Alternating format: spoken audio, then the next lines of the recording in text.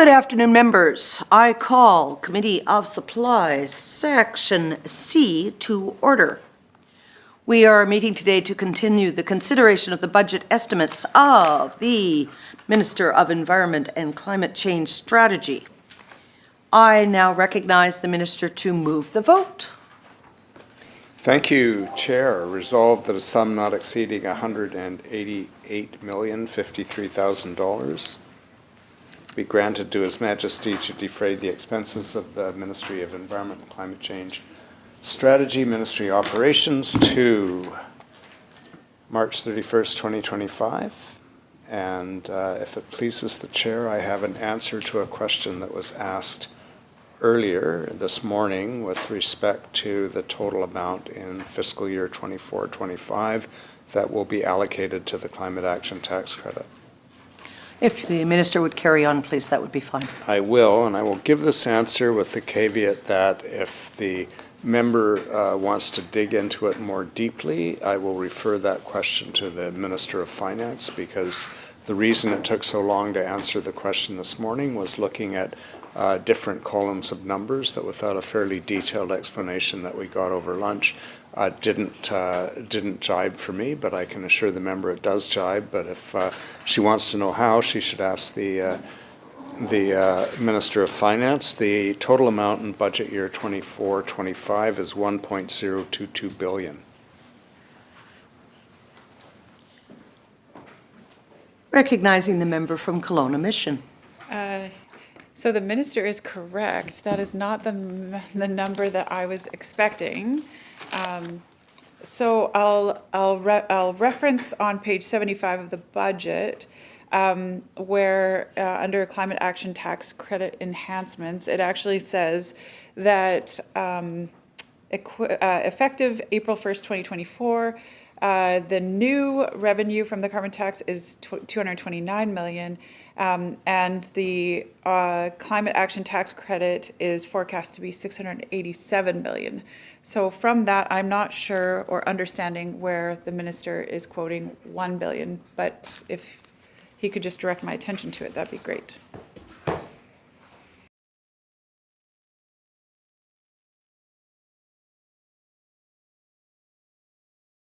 Minister.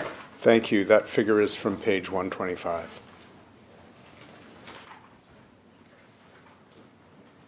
I just need 1 second to look up.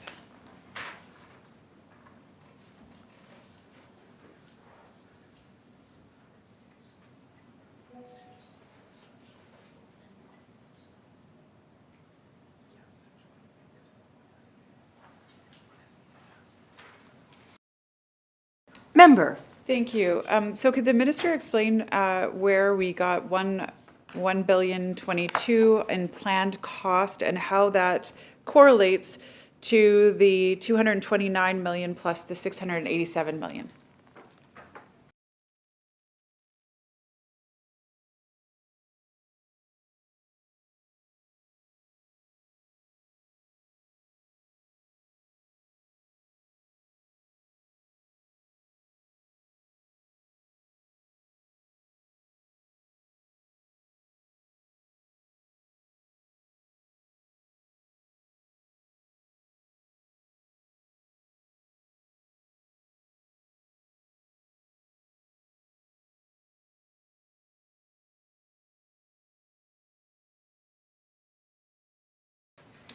Minister. Thank you, Chair. And as I said to the member earlier, I would strongly urge her to take that question to the Minister of Finance. Member.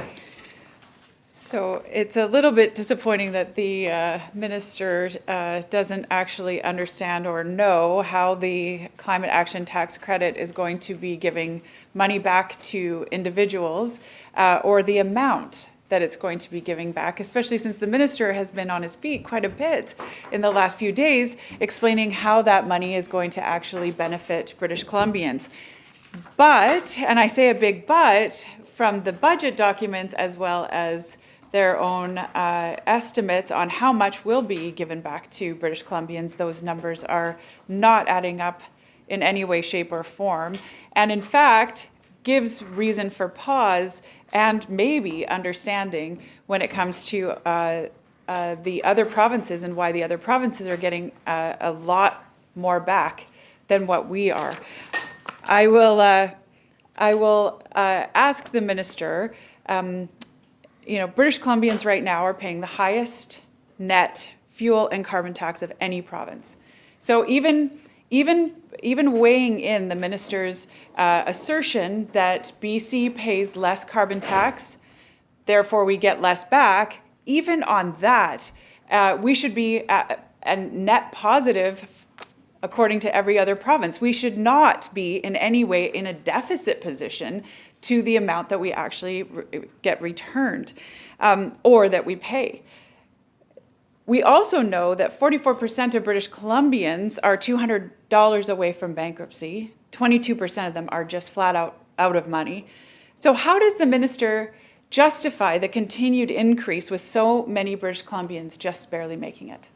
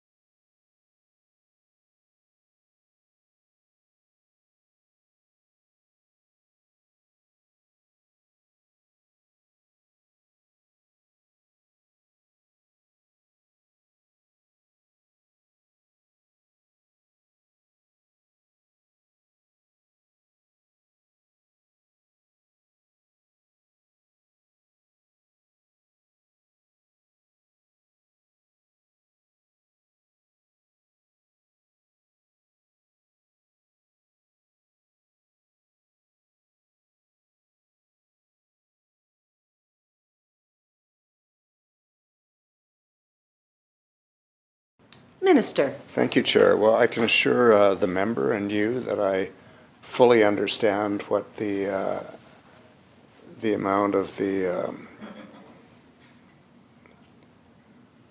climate action tax credit will be. It will be $1.022 billion. I also understand that 100% of the carbon tax increase in fiscal year 24-25 is being used to enhance the climate action tax credit. Both of those things are true, which is why I answered the question with both those things. If the member wishes to understand why, in her view, that isn't shown clearly in the budget documents, I'm sure the Minister of Finance, who is responsible for the budget documents, particularly with respect to tax measures, can explain how all of that fits together and works. But both those two things that I stated twice now are fact. With respect to British Columbians getting less back than other provinces, I've also explained to the member that when people pay a lot more in carbon tax because they're polluting a lot more, they are also getting a higher tax credit back in other provinces, or a higher rebate. In British Columbia, people's carbon pollution is lower, they're paying less carbon tax, and therefore they are getting less of a rebate back. But the other important thing to note is that we support industry in a number of ways with carbon tax revenues as well. For instance, the Clean BC Industry Fund is a very significant and effective measure to both reduce emissions and keep heavy industry in British Columbia competitive. Member. Thank you, and thank you to the Minister for answering the question. I can canvass the Minister of Finance for sure. The Minister, I think, is possibly incorrect, because I'm using net numbers. I'm not using the total amount of carbon tax paid and the total rebate. If what each of the governments is saying to be true, we should see those numbers almost equal to zero. There should be no differences between any of the provinces. But I am using net numbers specifically to equalize between the amounts that are paid and the amounts that are rebated. And in all cases, the NDP are giving back less to British Columbians than in all of the other provinces, save only in PEI and Newfoundland. So I'll go back to ask the question, and honestly, the numbers are very striking. And these are the numbers in the government's own documents. But the numbers are quite striking. It almost incents, an unattached individual making $80,000. They actually will net out a lesser amount or difference than will two parents with two kids. That's a huge difference of middle-class individuals trying to make ends meet and trying to move forward. And again, these are the government's numbers, not my numbers, and I'm using net numbers, which would equalize what the minister is trying to say, in that we pay less, but we should also get back less. This is not the case. We are still netting a far greater amount of payment than what other provinces, who might actually pay more in carbon tax initially, but they're getting far more back than what British Columbians are. And it's across the board. Other than if you make $30,000 a year or less, across the board, we pay more than every other province on net carbon and fuel tax. So I'll ask again, how does the minister continue to justify the increase with so many British Columbians in these categories that are not making it?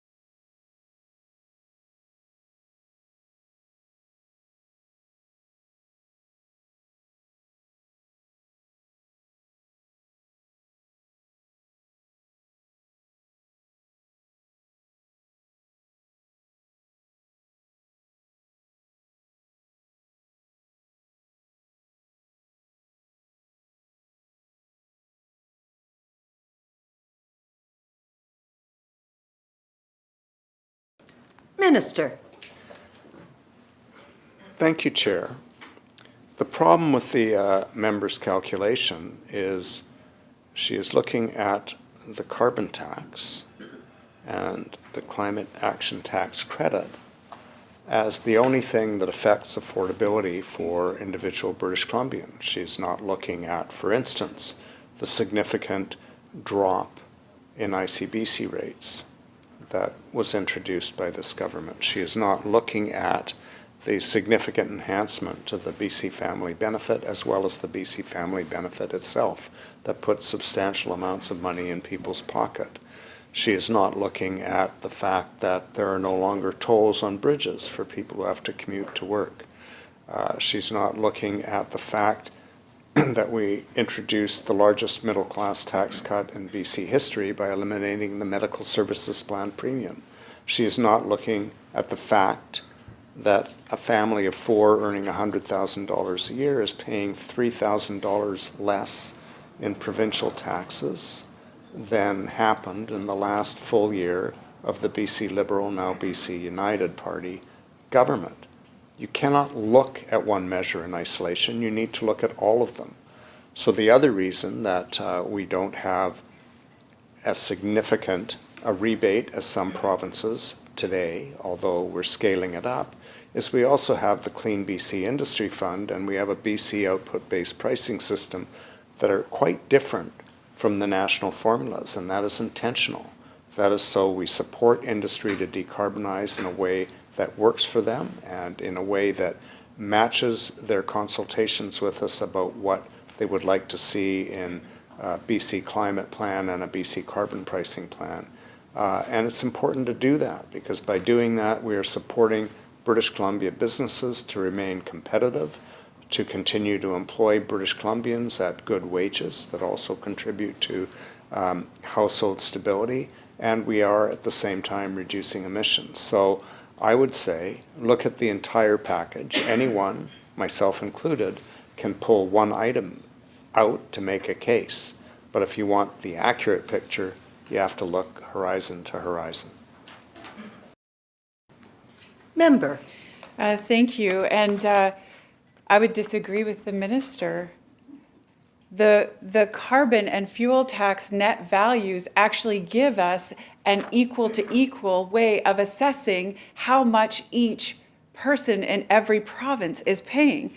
I could equally talk about Alberta's private auto insurance capacity and the ability to actually see lower rates than what we see in BC. I could talk about rebates that they just delivered to each and every Albertan. I could talk about the fact that Alberta never had tolls to take off. I could talk about their health care and the fact that they have less wait times than what we do. I could talk about all of those different aspects. I could even talk about the personal taxes and talk about the new study that was just done that shows that 50K is the new 30. To say that inflation, despite any reduction in personal income taxes, inflation has absolutely obliterated that. You'd have to compare what a $50,000 person earning makes compared to what they were in $30,000 compared to 2017. So with all due respect, the minister is neglecting the fact that we have an apple-to-apple comparison.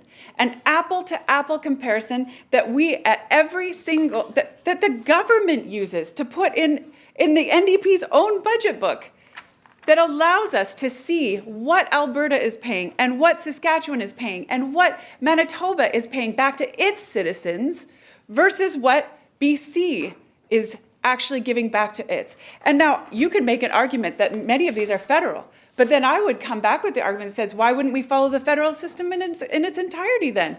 It seems like a better system because they all get more back than what we do, save only, as I said before, the Maritimes, which we know the government, federal government has tried to equalize that as well.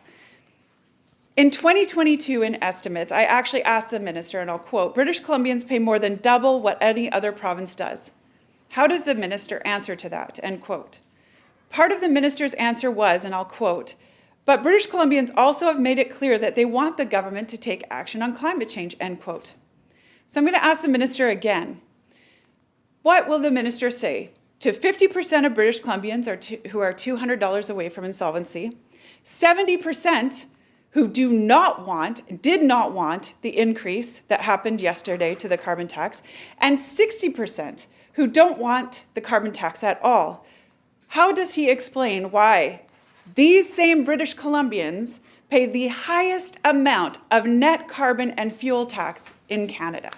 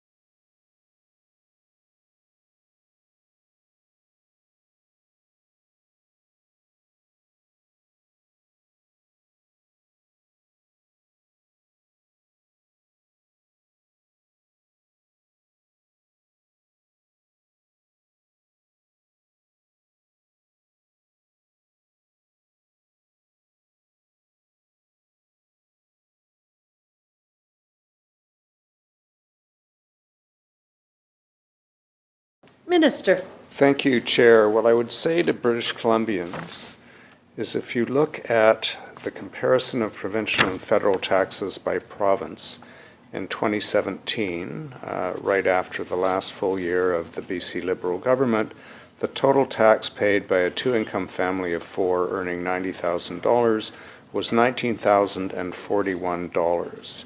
That includes a whole host of taxes, including sales, fuel, net carbon tax, provincial income tax, property tax, etc.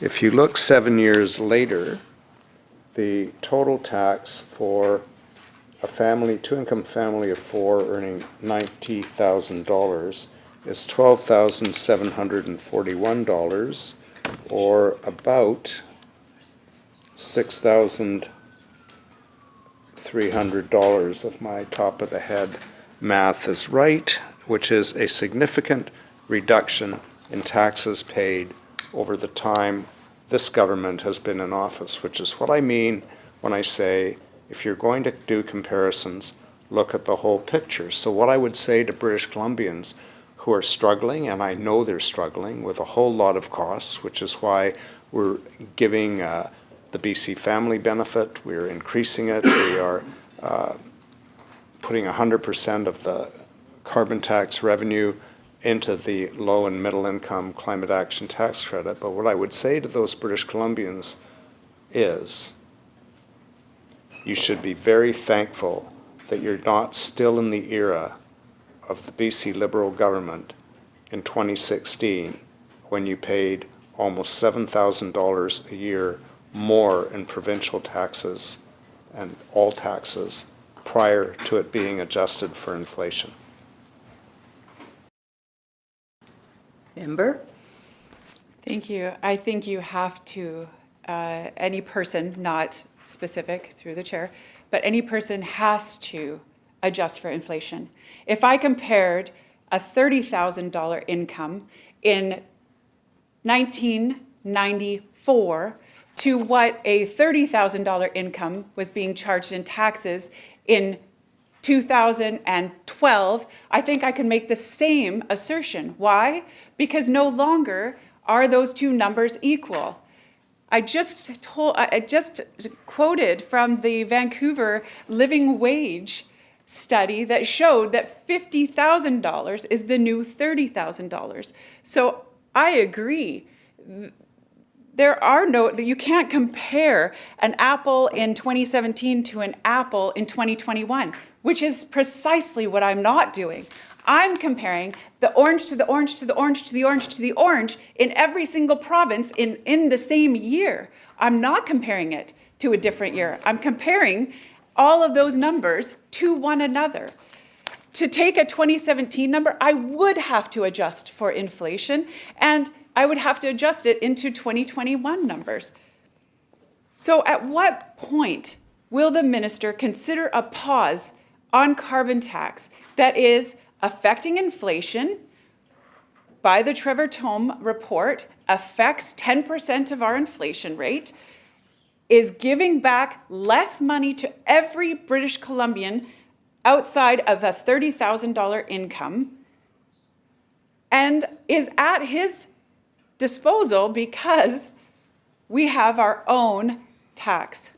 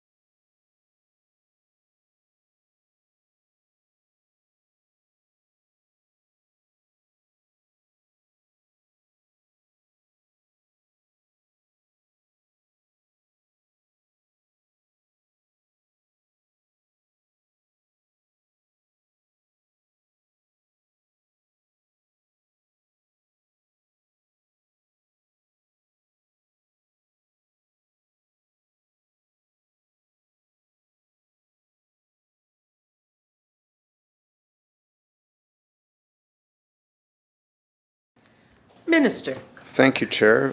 The member is quite correct. It's important to compare oranges to oranges and apples to apples, and which means, of course, it's important to adjust for inflation.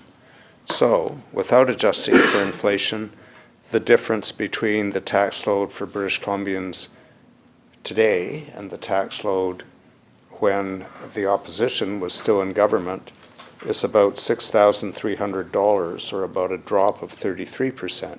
But if you adjust it for inflation, that amount increases to $8,927, or something more closely approximating 44 or 45%. Member. Thank you, Chair. I think the minister did his math in the wrong direction. If you look at $90,000 of 2023 values, which in net present value in 2017 would have been the equivalent of $71,422. The minister chose $90,000 because it's an interesting change or switch in where the gaps are. And I understand governments make those changes because that is also $90,000 is where the vast majority median income hits. In that range there. So that's where the vast majority of taxation occurs. But if you look at what $71,422, which is the net present value of those 2023 $90,000 in 2017, that would have actually been $71,422. That is actually taxed at a 7.7% value, which the taxation on that number would have been $5,499.50, which is far less than what the minister would like to show as a differential, and far less than what today someone making $90,000 is paying $12,741 in tax. So I'll ask my question again. At what point will the minister pause, which is within his purview to do so, as evidenced by the previous government, which paused carbon tax increases for long durations of time? At what point will the minister actually consider this?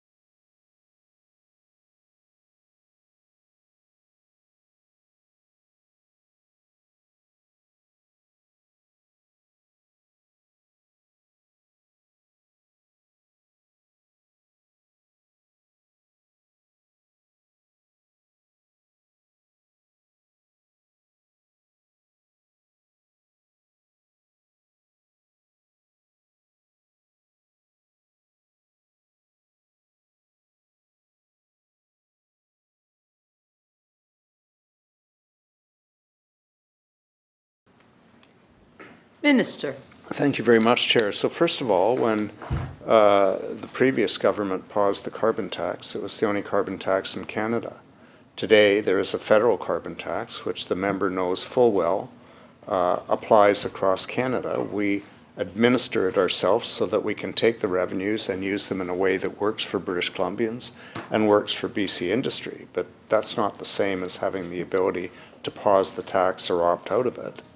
We simply choose to tailor its application in a way that works best for British Columbians. And with respect to the member's desire to look at comparative numbers across Canada, I talked about the total tax burden on a two-income family of four earning $90,000. British Columbia's is the lowest in Canada, bar none, including Alberta. Member. Thank you, Chair. Could the minister please say that last part again? Thank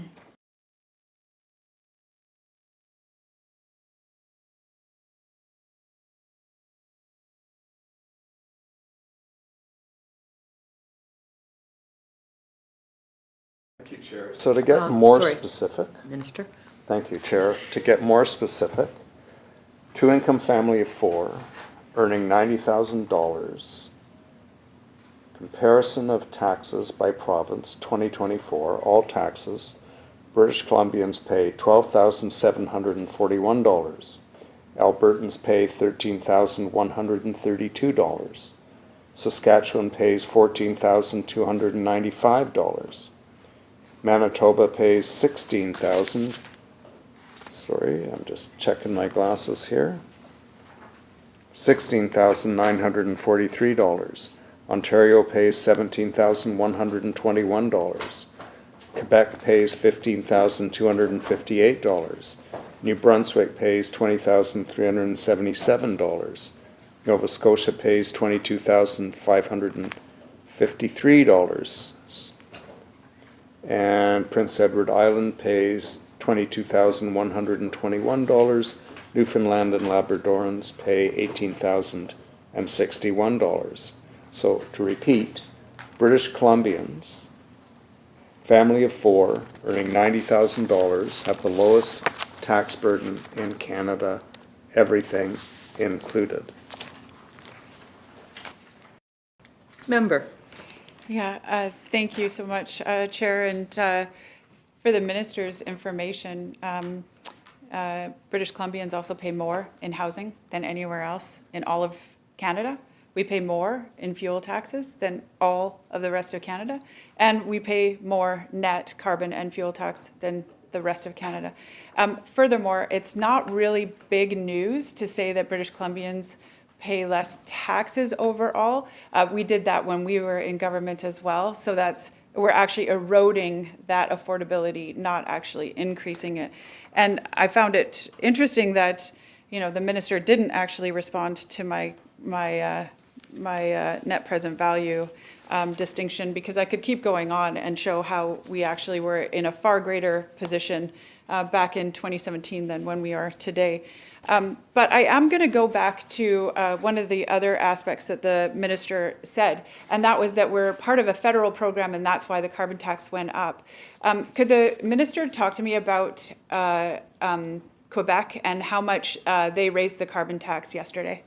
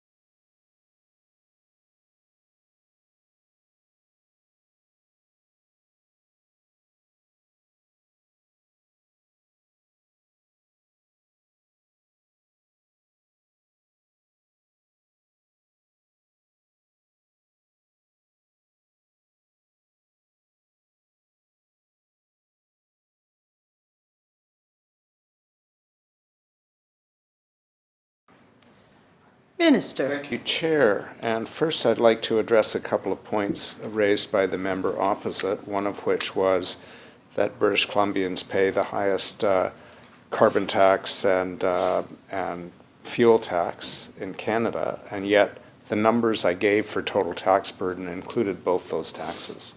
So I reiterate my point. You have to look at the entire tax burden.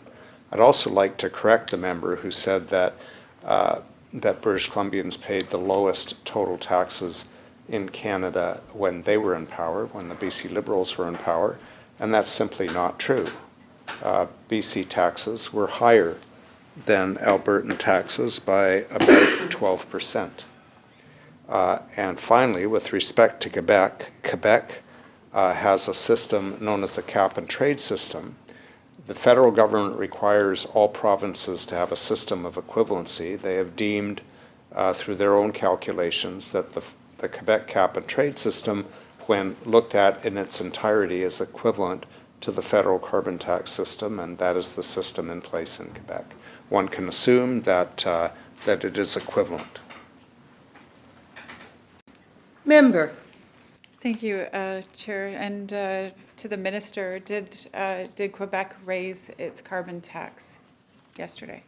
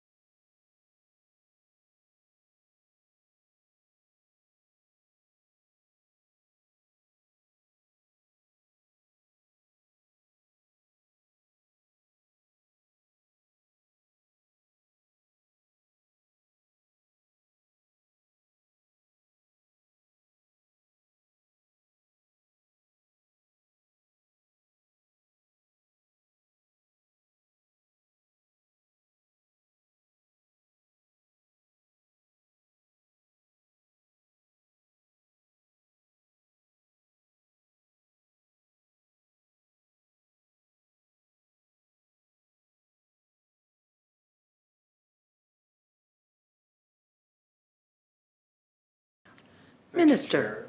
Thank you, Chair. As I mentioned, Quebec has a cap and trade system. There is a feature, one feature of the cap and trade system that does include a carbon tax on fuels. It's implemented not on April 1st, but I think they implemented it this year in January, prior to increases in the rest of Canada. As I mentioned, it's the federal government that has a series of complicated formulas used to determine equivalency. We don't make that determination, and it's not my place to speak to it. But I do know, from having gone through rigorous applications to the federal government on our BC-based output, or a BC output-based pricing system, that the federal government looks very seriously at equivalency through a series of formulas that spit out the result, equivalent or not. Member. Thank you, Chair. And yes, the Quebec system is definitely a different model. They're one of the others that has its own pricing system, as the Minister has pointed out. the minister also talked about how BC is an outlier, how BC has lower emissions, therefore lower rebates, and therefore pays a higher net value. Surely the federal government would see that we are doing such a good job on our emissions controls and actually reward us by allowing us to also push pause on said increase. Did the minister ask the federal government if BC could pause its carbon tax increase?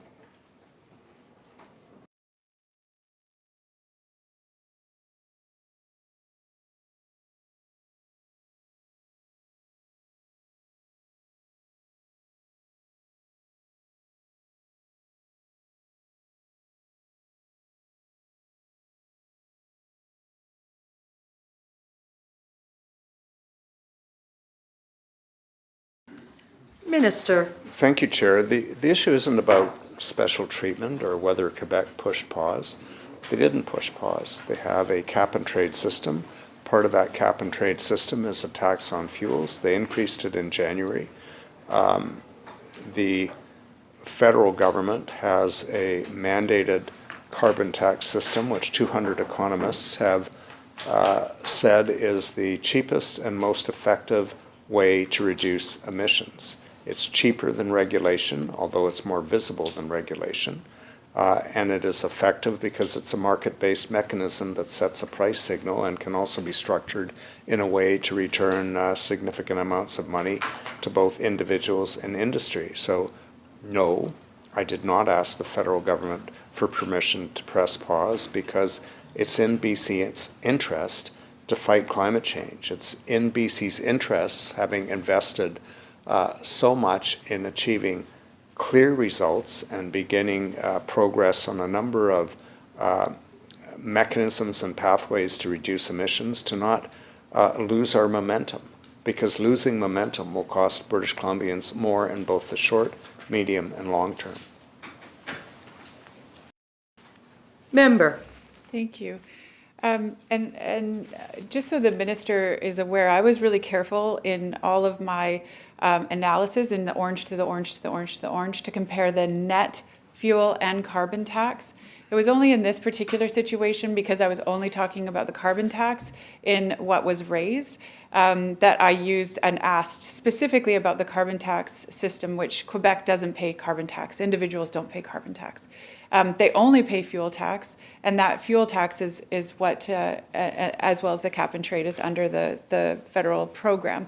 And it's a quick Google to see all the different issues that many across Canada would have with the treatment that Quebec gets, but that's irrelevant. My question was to directly about whether or not the minister asked the federal government, and the answer was clear. The rationale, however, is where I think I've already taken exception. We know that BC's emissions only lowered by 4.9%, and that's lower than what Canada has lowered. And we keep talking about emissions lowering, whereas we have already canvassed that. It's clearly stated in the 2021, 2022, and 2023 climate change accountability reports. In every situation, it is acknowledged that the only reason that emissions are going down is because of COVID and the effects of COVID on 2020, 2021, and what we will see in the next couple of weeks in 2022's emissions numbers. I quoted from the 2023 accountability report earlier for the minister as well, to acknowledge that even the ministry believes that the numbers for 2022 will go back up. And I have, the minister keeps talking about these plans that have now taken shape and that emissions are going down. But with all due respect, the emissions have not gone down. And we will be able to see that in the next little bit. I do think that it's important to note that the momentum has been lost. The momentum has been lost because British Columbians are no longer in favor of being charged carbon tax, that British Columbians are feeling gouged by what's happening, not just at the pump, but also on their heating bills. I mean, the number of heating bills that I get where, individuals are being charged far more than what their natural gas costs are on the carbon tax is staggering. The 2023 climate change accountability, the 2022 climate change accountability report states, and I quote, based on the longer term emissions modeling, if all Clean BC policies and programs planned today are fully implemented, BC could achieve 96% of the 2030 target period. That was on page 4, end quote. But in 2023, we're now estimating that we're only, I reversed those numbers. We're estimating that we're only going to see us achieve 96%, and in 2022 it was 97. Why is BC slipping?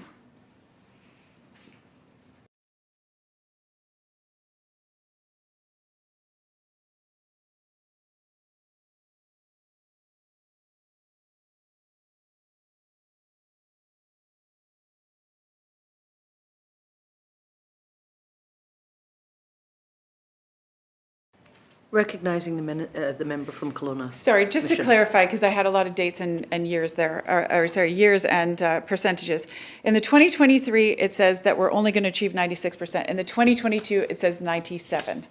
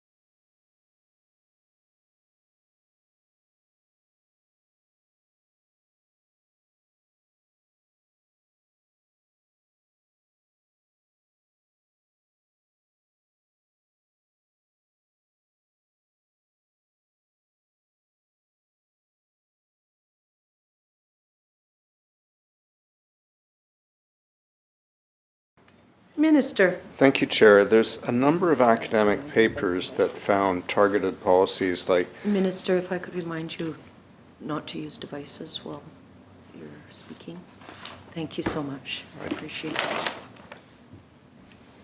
I was not aware that was a estimates rule. Thank you for pointing it out to me.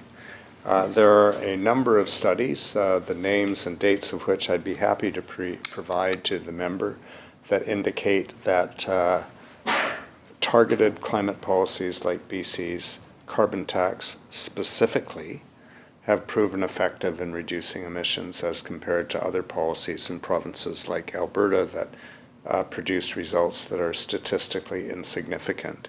Why is there a difference from a 97% projection to a 96% projection? First of all, I would say that that is not a large variance generally, but there are a number of factors that go into it. It might be an increase in activity in emissions intensive industry. It might be changes to historical emissions from Environment and Climate Change Canada that are cascaded through to the present that influence emissions projections. In other words, they change the nature of their baselines on which we rely. So, for example, methane emissions from industry have been revised a number of times as quality of data has improved over time. And some of our policies work better than we expect, some not quite as well as we expect, which is why we've always said that the roadmap to 2030 is a iterative policy and framework and strategy across multiple pathways so that we can continue to adjust as we get the figures in and review them, and so that we are being transparent with the public. We report what our projections are, including how they change. Member. Thank you, Chair. Before we even get to 2030, we're not even going to make our short-term target in 2025, which will give a full 7 years of policies to have taken effect. 2025 is only 2 short years away, which shows a 0.9 megatons of CO2e gap, which is a 9% shortfall. So while the numbers might be small, it's still a shortfall. And the short term is even greater than the long term. That I'm referencing page 11 out of the Climate Change Accountability Report. What policies are working well, as the minister noted? Which ones are not working well? And which policies are required to achieve our targets to 2025? Or are we just content to miss them by the 10%?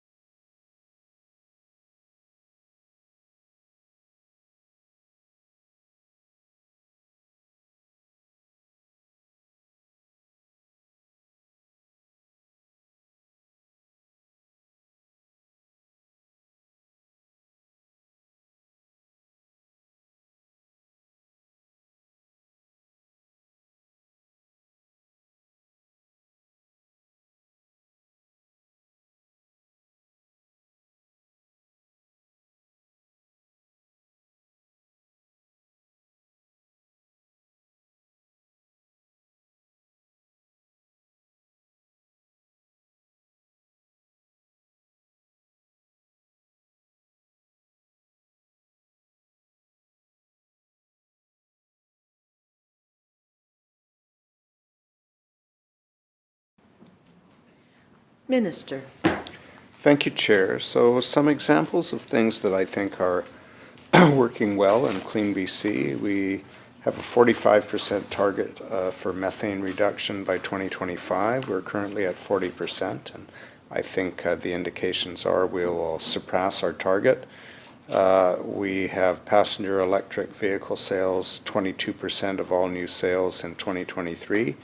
As of October, our target is 26% by 2026. We should surpass that. In fact, we legislated changes to the targets because we found after the first few years they weren't ambitious enough because British Columbians' desire to make the switch was greater. We have increased adoption for heat pumps by households up to 12% in 2023 compared to 7% in 2021.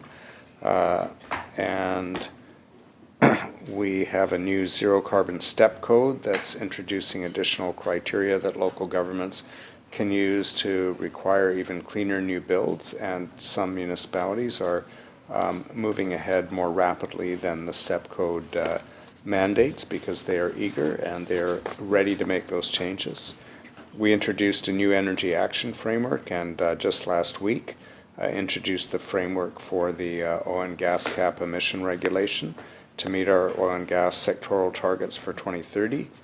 The BC Hydro Task Force and a new Clean Energy and Major Projects Office is supporting a significantly more investment in electrification and electricity infrastructure to ensure that BC's economy is lower carbon and electrified.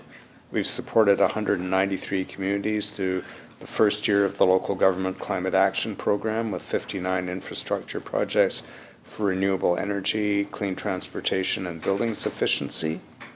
And the Clean BC Industry Fund has made investments that will result in 8.7 million tons of carbon dioxide equivalent reduction over 10 years, or the equivalent of 186,000 cars coming off the road.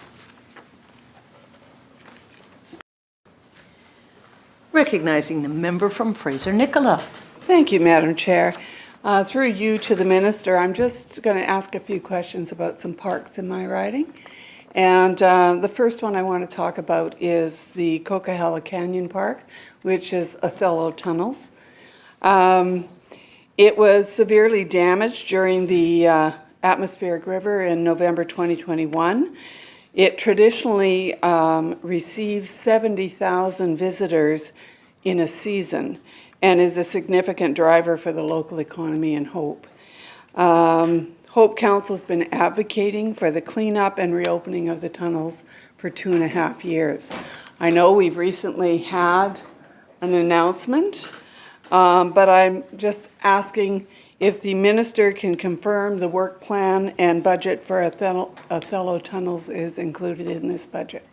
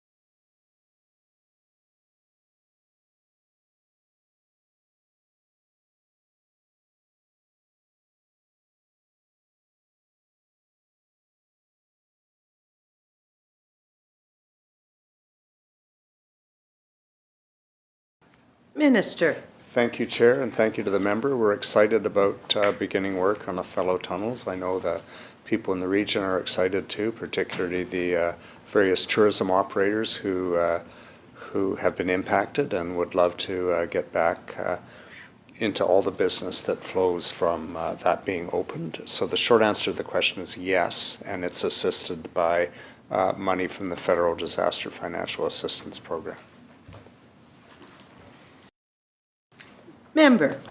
Thank you, Madam Chair, and thank you to the Minister. We are very excited to see the work happening. I'm just wondering if the Minister could share with us I know it's a multi-year plan, that we're only going to the second tunnel this year. I'm wondering if you could share with the public what the work schedule is and the budget and the completion date for the completed cleanup.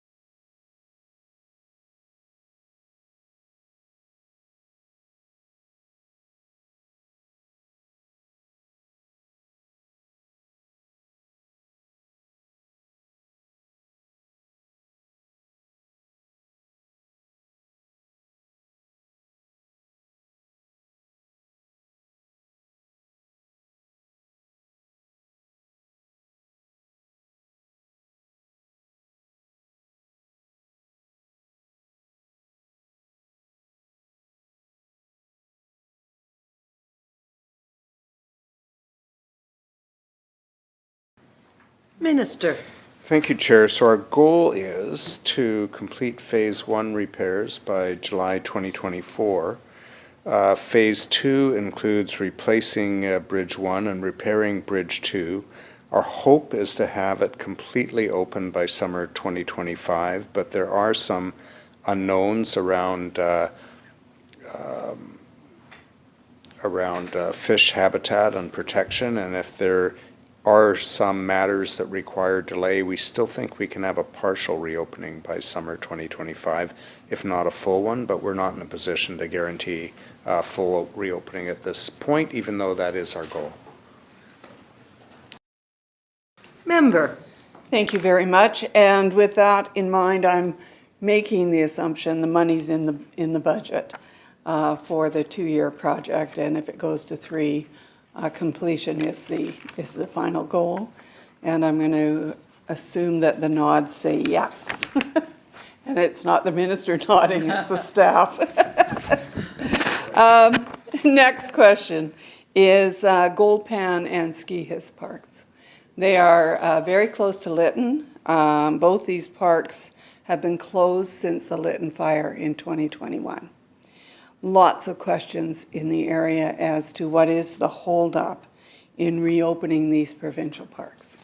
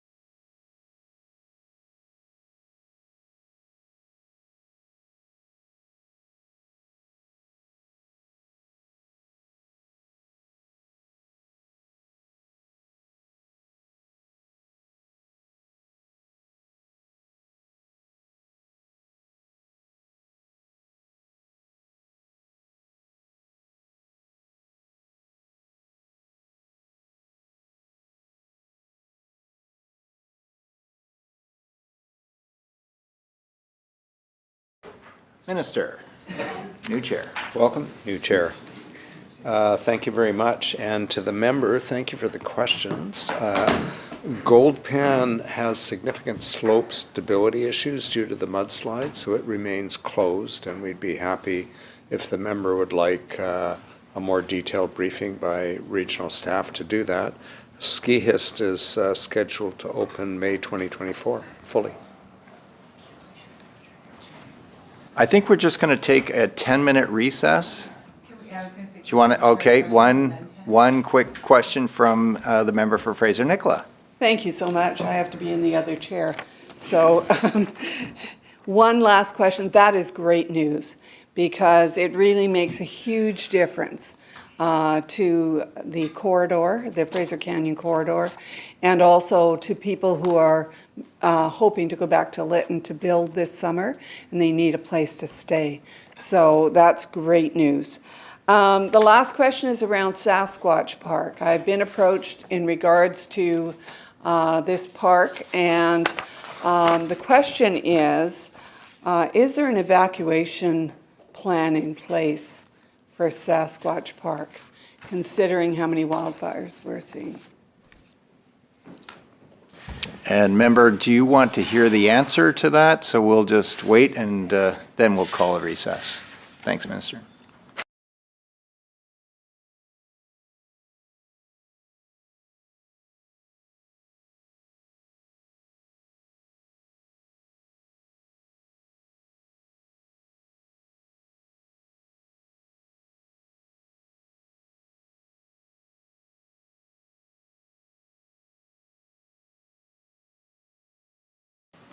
Minister. Thank you, Chair, and thank you to the member for the question. This is actually a fairly current issue, as the member knows, but I've been seized of it recently. We are working with both Seabird Island First Nation and the Regional District on the different changes that have to be that we have to figure out how to do in order to accommodate an evacuation plan, but it's a matter of urgency, and we're treating it as such.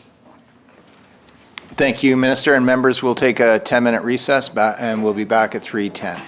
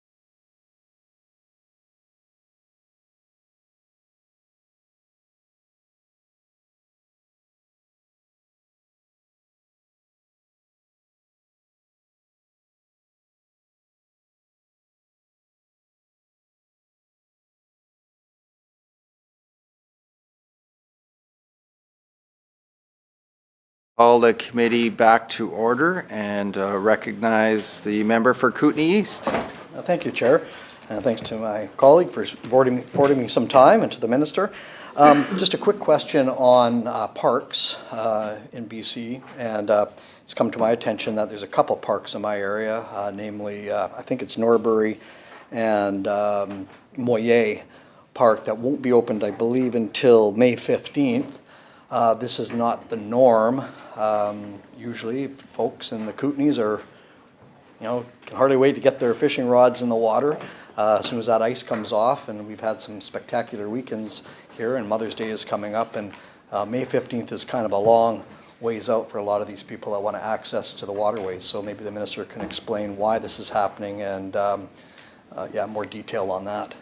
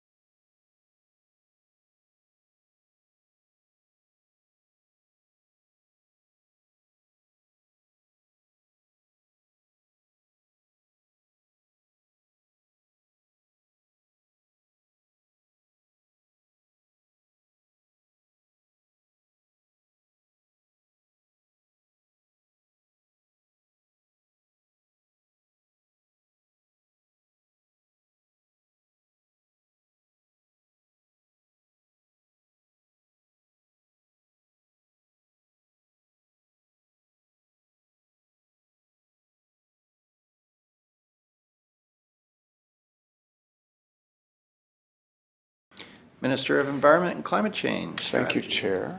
We can't find any specific reason that, as near as we can tell, there's some minor variation every year in terms of opening dates, but nothing major. But while Moyes Gate will be closed until May 15th, and also the campgrounds till May 15th, in the case of Norbury, the gate is open. The campgrounds don't open until May 15th, but the gate is open. Member for Kootenay East. Okay, thanks, Chair. It's a little troubling. Norbury, I've been reported, well, I'll double check on that. It's been reported to me that Norbury isn't open as far as the camp spaces are concerned. But I'm seeing a nod over there, which is encouraging, and I will get back to my staff on that. But in regards to Moye, the minister referred to it as nothing major. I would dare the minister to go to my riding and tell the fishermen that it's nothing major. We've got Mother's Day long weekend coming up, or the weekend. We've got beautiful weather there. This is something that has been historically been used, and we're wondering why. Now, the minister has indicated he doesn't know why it's not being open right now. And I worry about that because it's not the first time we've seen some arbitrary maybe decision-making done at the regional level that the minister is perhaps not aware of. So perhaps the minister may want to get a hold of the regional staff so that that provincial park can be opened, so people can get the access they deserve to the waterways at Moye. And so maybe the minister can respond on an action to open up Moye, as has Norbury been opened, as he's indicated.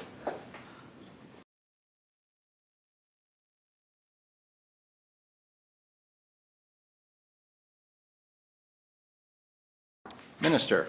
Thank you, Chair. So Moye will be open before the Mother's Day long weekend, opening on May 15th. Last year it was May 5th. That is a 10-day difference, and I'm sure for somebody hoping to go out, that would not be as welcome, but it's not a huge variation.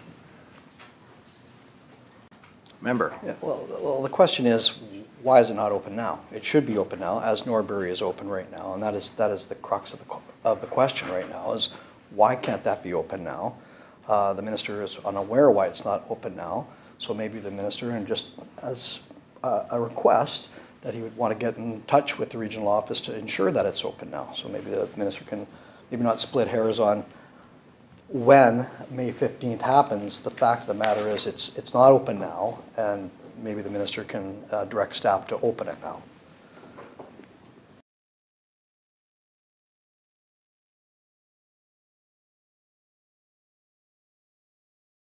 Minister. Thank you, Chair, and to the members, certainly I'm happy to talk to regional staff and find out. I can't commit that we'll open it for sure. If there's valid operational reasons why it's not opening till the 15th, or why we can't open the gate as opposed to the campgrounds as we are with Norbury, I'll be interested in hearing them. But if we can accommodate people, we'll do our best to do that. Member. Thanks. Well, I would just say that if it was a valid request from the regional staff, I would expect the ministry to know that, what those requests are, and it would come through the ministry. But that aside, we'll take that offering, and hopefully we can see some swift action to reopen that. The second question would just be on something totally different now, just on renewable diesel. It's now being, the carbon tax is put on place on renewable diesel. And I'm just wondering why renewable diesel doesn't attract carbon tax.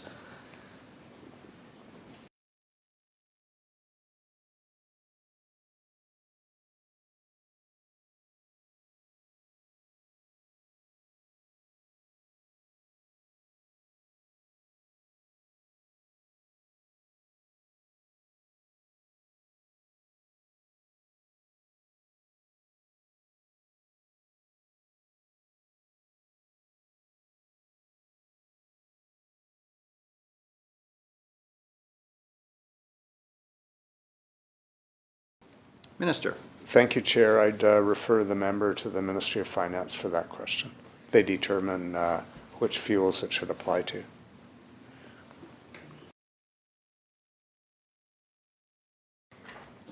Member. Thanks. Well, I will certainly take that to the Minister of Finance. I would just have assumed that the Minister of Environment would be in conversations on when we're trying to reduce carbon emissions, that this wouldn't be a part of the plan from the Ministry of Environment to the Minister of Finance. There must have been some two-way conversations there when setting up climate targets and the reduction of CO2 emissions. Certainly, renewable diesel would emit some of those carbon emissions that we're trying to contain. So if the minister doesn't want to speak on behalf of Clean BC and how those targets are evaluated, I'll take it at that, and I'll ask the Minister of Finance, unless, of course, the minister wants to explain, because right now we're trying to electrify the economy, and there are certain aspects that renewable diesel can play an important role to lessen, maybe not eliminate carbon emissions, but certainly lessen carbon emissions, and the fact that it is being taxed is a deterrent to lessen carbon emissions. And I'm just wondering if the minister wants to respond to that.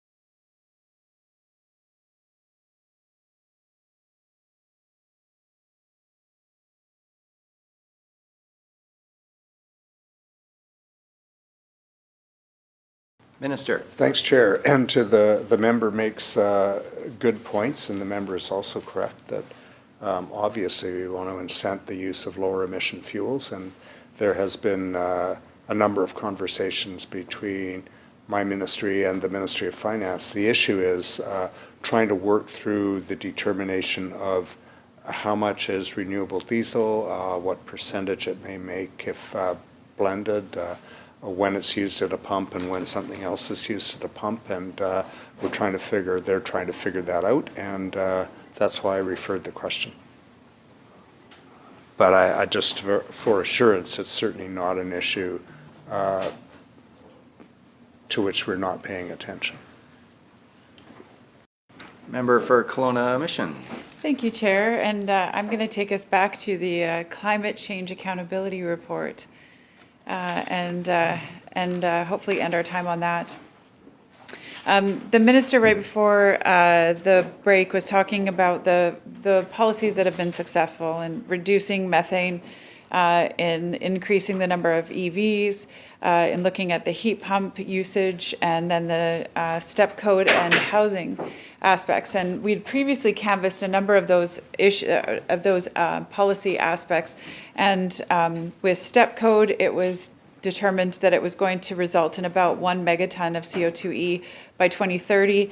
The EVs, I'll go to next, as well as the heat pumps. As to what will the lowering of the CO2 equivalency on EVs and heat pumps be?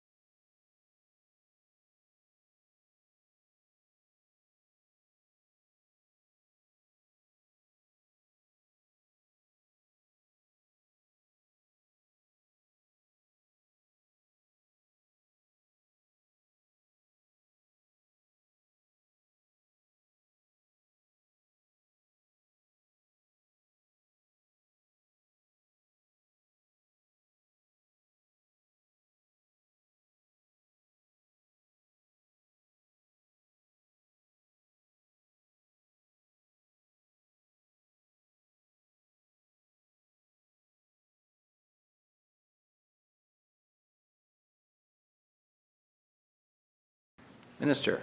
Thank you, Chair. So the variety of measures that accelerate adoption of electric vehicles are projected to reduce emissions by 7.5 megatons by 2030. In the case of the various Clean BC building standards, including the building code standards, it is less. It is not very high, ranging between 0.1 and between 0.1 megatons for heat pumps, strengthened building code 0.3, other drivers like the greenhouse gas reduction standard 1.9 by 2030, but the main reason for this is the new code standards don't really take effect till 2030, so they're not going to yield much result by 2030. But with the measures in place, there should be significantly more reduction in the years after 2030. Member. Thank you, Chair. Could the minister please describe the reduction on the EVs of 7.5 megatons and just where that number is located?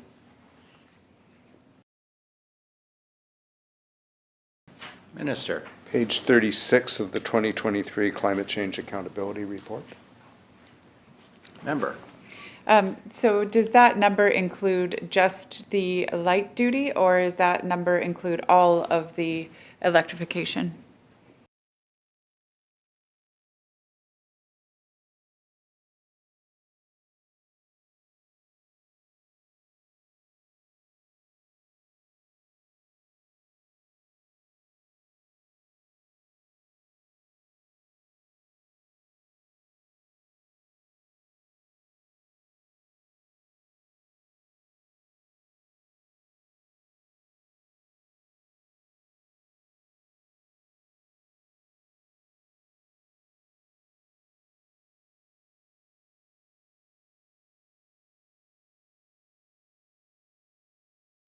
Minister. Thank you, Chair.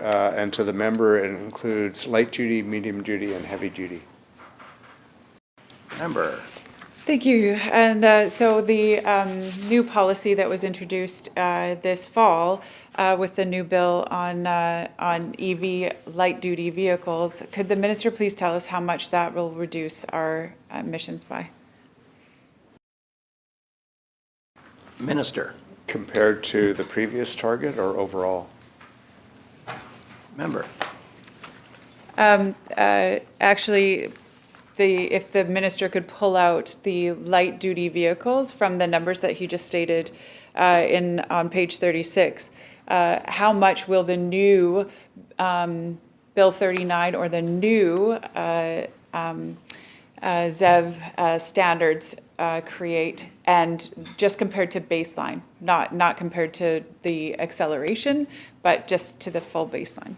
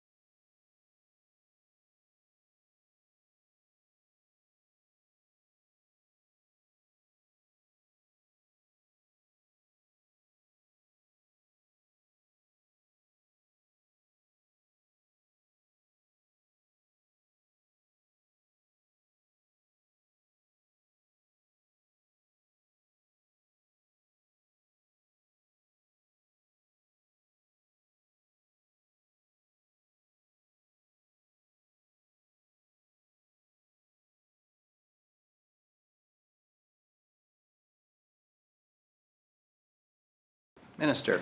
Thank you, Chair. So generally, for light-duty vehicles, at 2030, we would expect about 0.6 megaton reduction. It's difficult to predict accurately because there's a whole bunch of factors that go into people's decisions about when they're going to replace a car, whether they're going to buy a new car or a newer car. And the zero-emission vehicle law only applies to new car purchases. But what we do know is that because it'll be in place, after 2030, the emission reductions will continue to ramp up as more people buy new cars, and then people who are buying used cars buy those new cars that are zero-emission vehicles. Member. Thank you, Chair. And yes, I believe that the minister is, for the most part, accurate. My calculation was 0.47 of a megaton. The minister of Energy and Mines and Low Carbon Footprint estimated it at 0.5. The minister's hedging a little bit with 0.6, but let's just give it the general vicinity.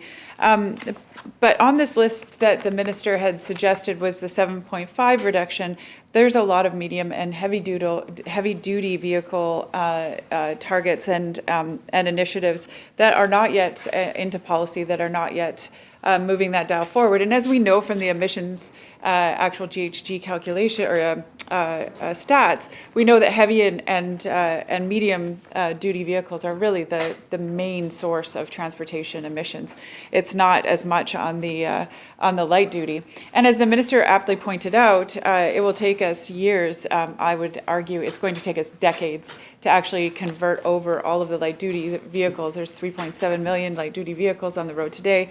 Estimating if, even when we're at 100% at 2030, we're looking at 40,000 a year that would convert over. That's 18 and a half years to actually get to those numbers. In the meantime, though, we are going to be giving rebates. So could the minister just tell us how much those rebates are on a yearly basis, incentives, rebates, and will they continue?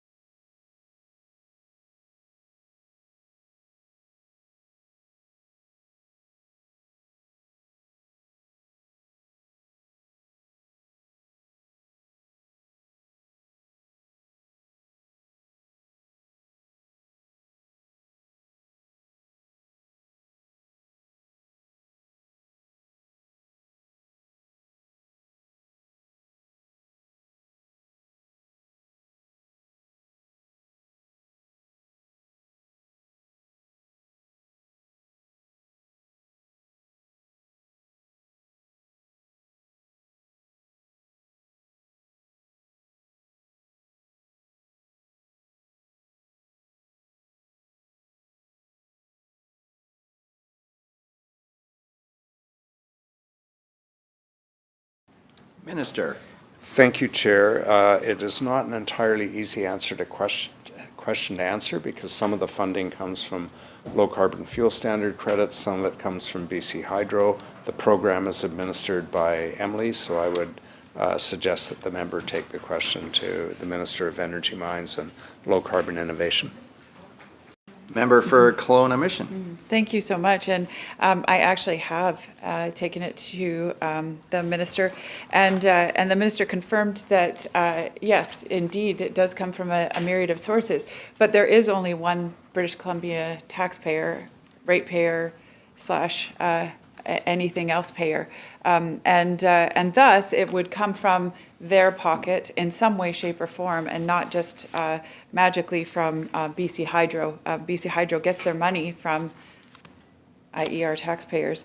Just in the interest of time, because I am running low, I will just talk a little bit more, rather than ask the question, I'll just talk about what's already been confirmed, and that is that the rebates will be continuing because, as the minister confirmed in the committee discussion on Bill 39, and I quote, I spoke yesterday, this is the minister speaking, and I spoke yesterday around market transformation and the eventual removal of rebates, but right now we're in a situation where we know the capital cost of purchasing a ZEV is more than an ICE. So there is an additional cost to the taxpayer for the purchase of said ZEV instead of an ICE vehicle. As well, the rebates will be continuing. So the rebates are going to cost approximately $800 million to reach that 0.5 of a megaton of reduction. My next question, though, is around the infrastructure. Has the minister quantified the amount of infrastructure cost for the charging stations and upgrades to homes?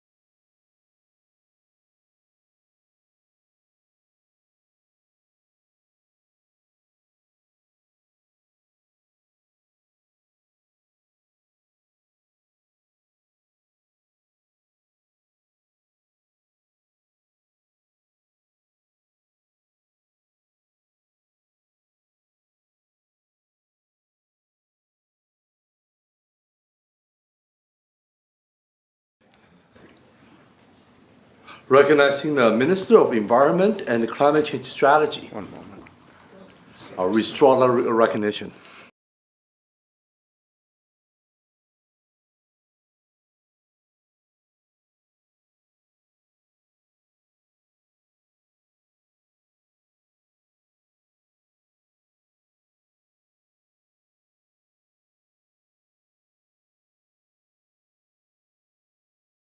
Minister. Thank you, Chair. So over the last 2 fiscal years, $46 million was budgeted for public charging infrastructure. We recently announced $30 million for the upcoming year, and last year the amount of budgeted money for residential charging infrastructure was $6.59 million.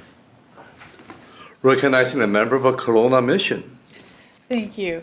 My question was actually on the total cost of all of the infrastructure that it's going to take to actually electrify all of the homes for these EVs. Going to 100% of the fleet as electric vehicles will cost a considerable amount. I just did some really roughshod math on the Go Electric EV charger rebate, which was obviously offered, oversubscribed. So congratulations on a program that clearly was in high demand. In that program, it was reported that 2,300 or 2,318 homes were electrified, 547 multi-units and 249 workplaces were electrified during that program. And if we look at the cost, it was split 50-50 between the government and the taxpayer. Each home received $350, multi-units received $2,000, and the workplaces received $2,000. We're looking at basically 811,000 for homes, just over $1 million on multi-units, and 2.4 million on workplaces, those numbers. And then if you look at the total number of all of that, and what it would work out to, it's about 0.27 of all of the homes is what was electrified during that program. But if you look at what then the whole program would be, 866,340 homes electrified, as 2,318 is 0.27 of the homes, that $811,000 cost from those homes is going to be about $300.5 million for taxpayers, and then another $305 million for government. So that's a total of like 601 million total for chargers and homes. But then you can look at, that's just single family homes, right? And we're done with single family homes, no more single family zoning. So then you look at the multi-unit residential buildings and how much that's going to take to get electrified. There's 1.1 million of them. Each of those cost $2,000 just for the government. So you're looking at $2.3 billion for the government, and the same for taxpayers independently. So $4.6 billion for the chargers for all of those units. And those I'm just pulling from Stats Canada, number of units and number of houses and number of buildings. So when we look at the total amount to just put chargers, not the electrification, not the infrastructure, not the actual power coming from BC Hydro, et cetera, we're looking at just under $6 billion. Would the having done the rough math just one by one, A plus B equals C, would the minister agree that that seems like an estimate worthy of consideration?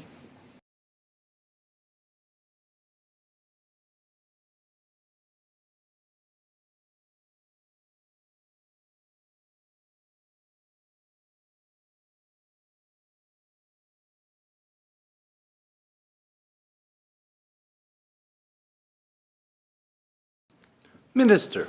Thank you, Chair. Any estimate, particularly one based on rough numbers without a proper set of modeling parameters and assumptions is variable and not necessarily accurate, so no, I would not agree. Member. Okay, well, I'm trying to use numbers that are readily available for both of us, but I'll keep going here. The Clean BC consultation paper, if we go to heat pumps now, which we've increased from 7% to 12%, but the Clean BC consultation paper published by the NDP, so these are NDP numbers, not even mine, going through, states that, and I quote, after 2030, all new space and water heating equipment sold and installed in BC will be at least 100% efficient, significantly reducing emissions compared to current current combustion technology, end quote. The total cost to consumers of this requirement is forecasted to be $8.5 billion. For a simple calculation, if you look at just the incremental costs on for capital, et cetera, and as evidenced also by the government's own acknowledgement that these are costly upgrades, et cetera, and offer rebates for said such, is the minister then stating that to get to that other 88% of adherence to the heat pump systems, that number will have to be realized, the $8.5 billion.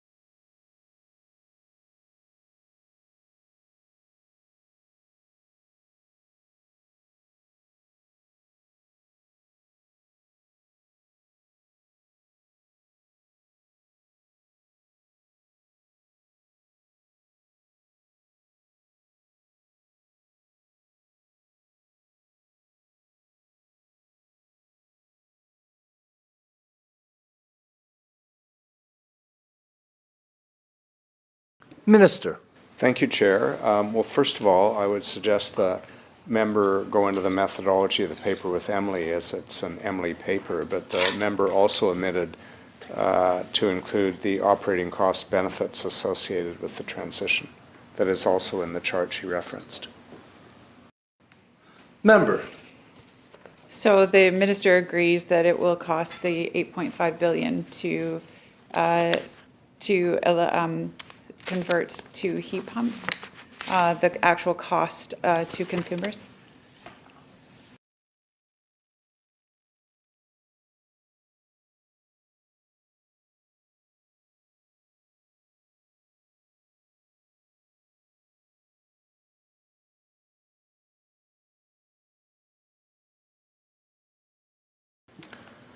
Minister. Well, I'm tempted to simply say no, Mr. Chair, but instead I'll say no, I would not agree with that, and I would not agree with that because presumably when it's time to replace equipment, there is a cost to replace the equipment no matter what you replace it with. But in terms of the methodology, again, I would refer the member to the Minister of Energy, Mines and Low Carbon Innovation as they do the analysis and produce the paper. Member. So is the minister saying that there has been no quantification of because the minister earlier today actually talked about the heat pump conversion and how well that was going. Has the minister not quantified or costed out what that conversion will cost British Columbians?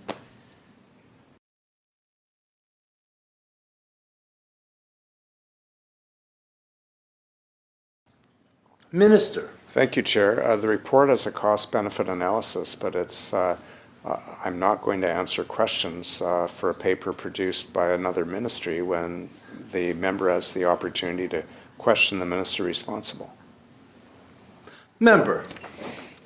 Thank you, Chair. Clean BC is a document that is owned by this ministry, that is owned by this minister, with a policy inside of it that actually was celebrated just an hour ago by this minister. And the minister is now sending me to a different ministry because this minister doesn't actually understand or have an idea of how much it will cost to fulfill his own policy. Am I understanding that correctly?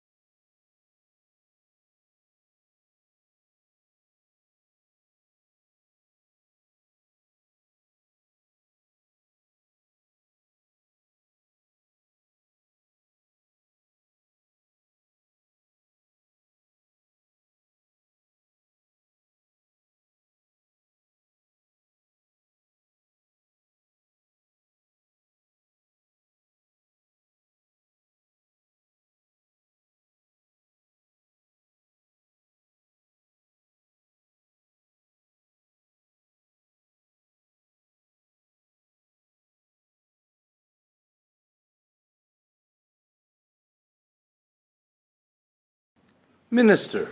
Thank you, Chair. The member is wrong because the member is misreading the table. First of all, the stock of heating and cooling equipment will maybe be 4 to 5% a year turnover.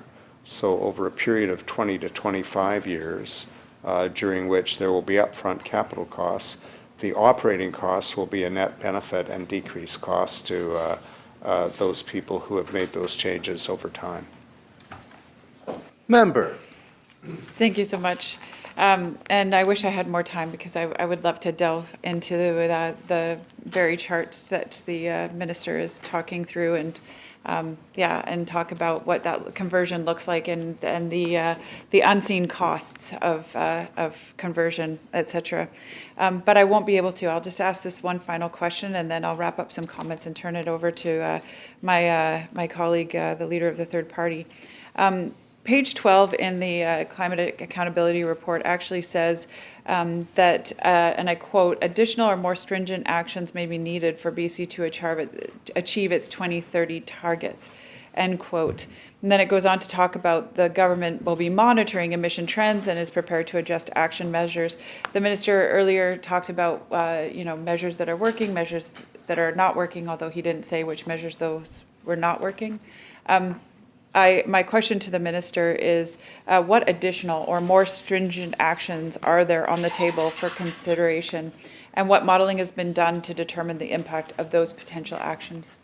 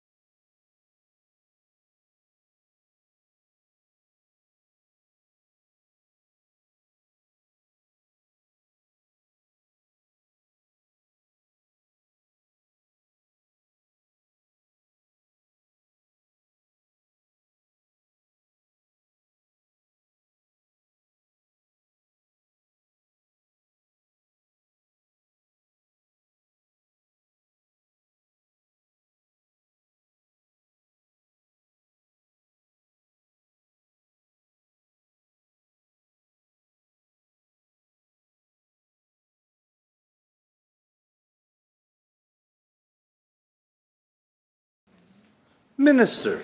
Thank you, Chair. So the kinds of measures that we will use to ensure that we continue on the path to meeting our targets will be the least expensive to taxpayers in the economy and the most effective, which is precisely why one of our most significant measures is the carbon tax, which numerous studies have demonstrated to be extremely effective, allow flexibility in application because it's a market-based mechanism, and be less costly than a host of other measures. That's not to say that we don't also impose some regulations where they're required, as we have done and as we're proposing to do. But that is essentially the answer. And I disagree, frankly, with the member that there are unforeseen or unknown costs. The table to which she referenced showed the upfront capital costs of switching to the highest energy efficiency standards for home heating and cooling. It also showed the operating cost savings over a period of time and the net present value of doing those, which is positive. The real hidden costs are the costs of climate change and the impacts they have on people's health, on the cost of food when there is flooding of agricultural land, the cost of home insurance when insurance companies respond to the effects of both wildfires and flooding, the inability to get insurance in some instances because of where certain dwellings are located, and a host of other costs that we know will be substantial but are unpredictable. Member.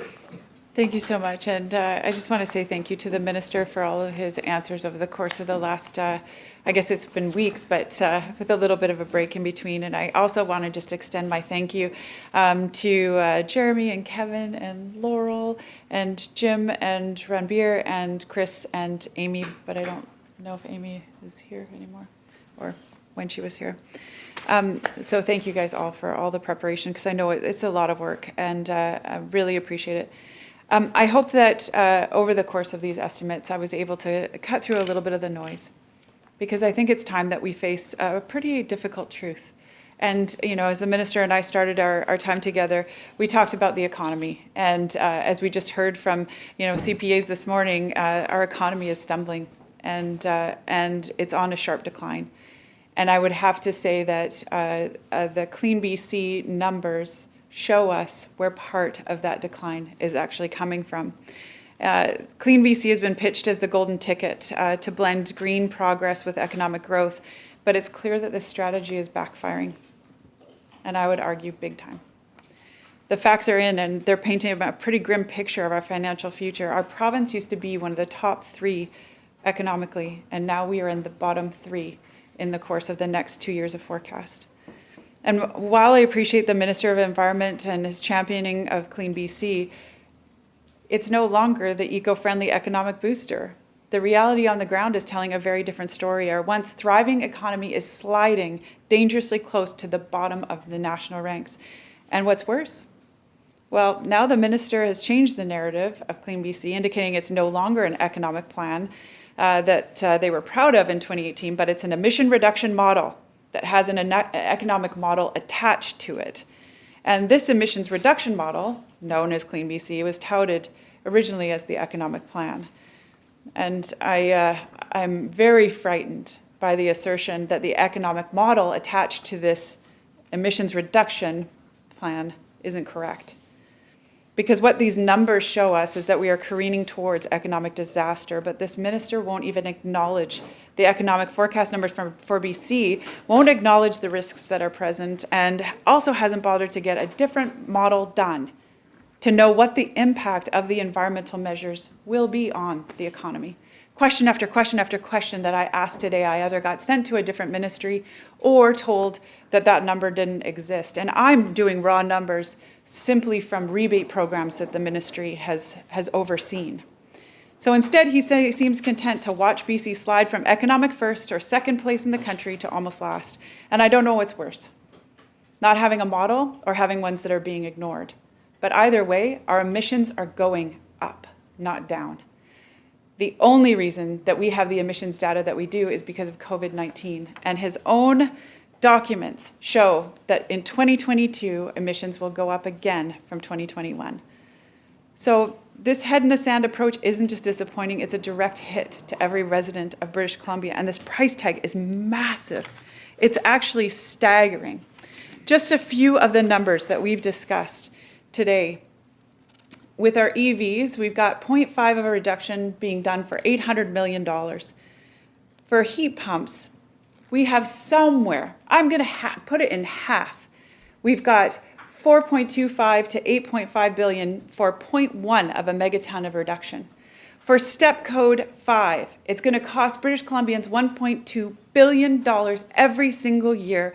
And this, the minister just acknowledged, will result in 0.3 of a megaton of reduction, not 3, 0.3 of a megaton. Pembina Institute actually puts that number way higher than what my number was at the 1.2 billion, at 1.6 billion every single year to reach these targets. Billions are being poured into subsidies and rebates for industry that deliver minimal CO2 reductions. 8.7 megatons of CO2e was celebrated by this minister over 10 years after dumping hundreds of millions of dollars into rebates every single year. Massive subsidies for electric vehicles, while not even dealing with the biggest elephant in the room, which is that transportation of heavy-duty vehicles is the #1 emitter in BC that could be easily plucked. We also have a glaring omission that we have not done. The costs, they have not been quantified. The actual cost to our citizens for all of the necessary electrical upgrades. This could be in the billions of dollars. Fortis BC estimated $3.4 billion for 122,000 residents of Kelowna. That's $28,000 a person. You take that to every citizen of British Columbia, you're looking at $153 billion for the infrastructure of electrification. So with all due respect, enough is enough. Enough is enough. We can't keep gambling away, not knowing what the cost is going to be, and not even knowing whether or not we can actually lower our emissions. British Columbia's prosperity is not a game. It is absolutely the only reason that we have reached such heights of green environmental thought. And I can't find any policies that are actually going to deliver on that in a way that's meaningful and is a good value for the taxpayers.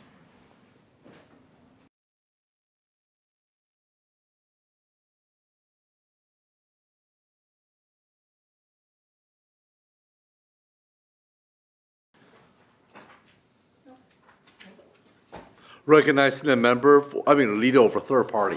Thank you, Mr. Chair. And glad to have the opportunity to ask a few questions. Most of the questions I've asked we sent in advance, and ideally, what I'm hoping for is that the answers are really to help inform the public. That this is to be able to give the public some really clear responses to questions. I think that, as my colleague just raised, people are raising concerns about. So my first question to the minister is, considering BC's ongoing support for emissions-intensive projects like LNG Canada, including, as my colleague pointed out, significant subsidies and tax credits, can the minister paint a picture of what net zero would look like in BC, including the roles that BC's Energy Action Framework and offsets, removals, etc., will play in that?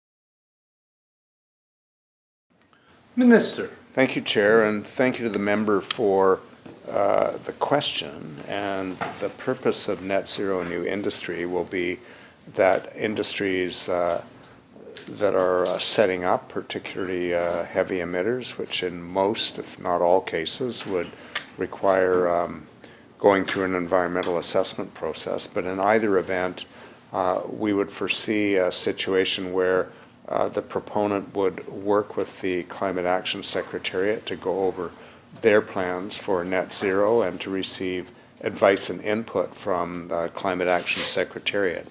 Obviously, our first priority will always be on direct decarbonization.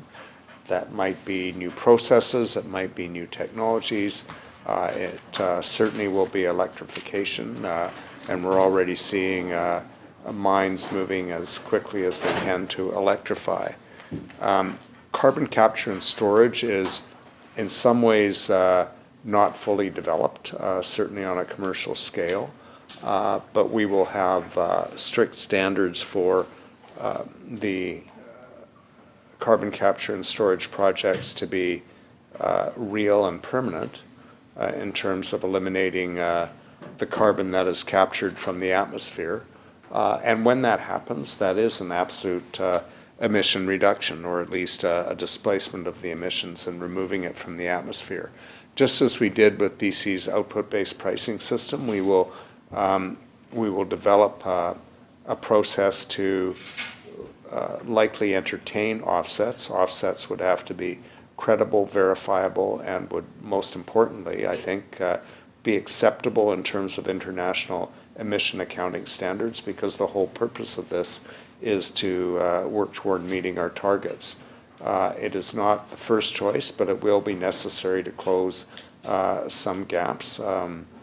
It's hard to imagine many industrial processes being 100% emission-free. At least it's hard for me to imagine it, but who knows what technologies will come along over time. And in all likelihood, the plans will likely be reviewed on a periodic basis, and where new opportunities are feasible, we would expect that proponents and industry would be interested in implementing them on a time frame that is economically feasible. But I cannot give an exact percentage at this point about what an allowable percentage of offsets might be. Member.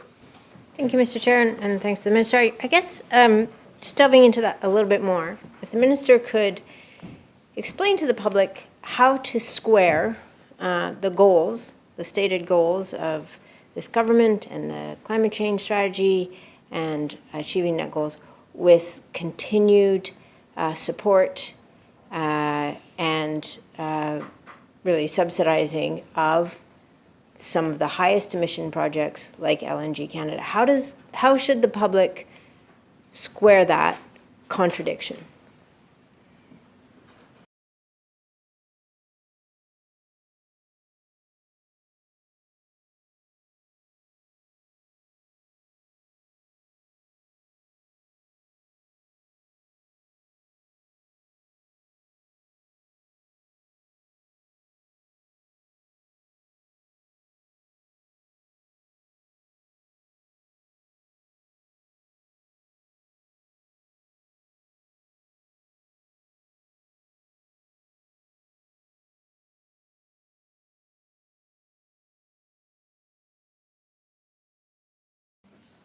Minister.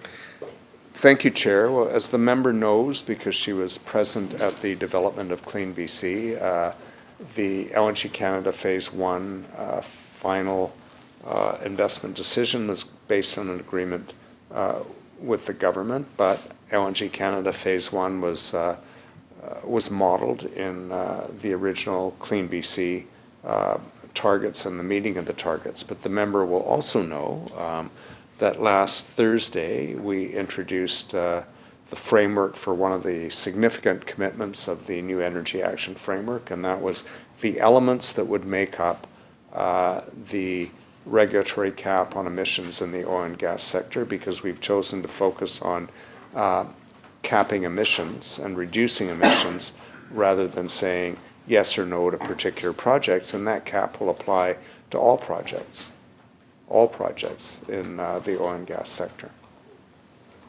Member. Thank you, Mr. Chair. I do recall that the modeling for Clean BC included LNG Canada Phase 1, didn't include Phase 2 or the additional LNG projects that have since been approved. So how does that fit into the plan?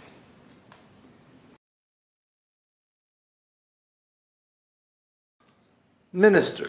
We're addressing emissions from the oil and gas sector through the regulatory emissions cap designed to meet the sectoral target, which includes upstream extraction, transmission through pipelines, including any compression that happens along the pipeline route, and the emissions from the facilities themselves. Our commitment, because the federal government, since we made our announcement a year ago, has also introduced their intent to bring in federal oil and gas emissions cap. We know that that because of the commitments the British Columbia government made in March of 2023, that the federal government expanded to include LNG as part of their cap, but there's still details to be worked out. We still need to ensure that the design of the federal cap, because it is meant to apply across Canada, will be sufficient to meet our targets. And that's why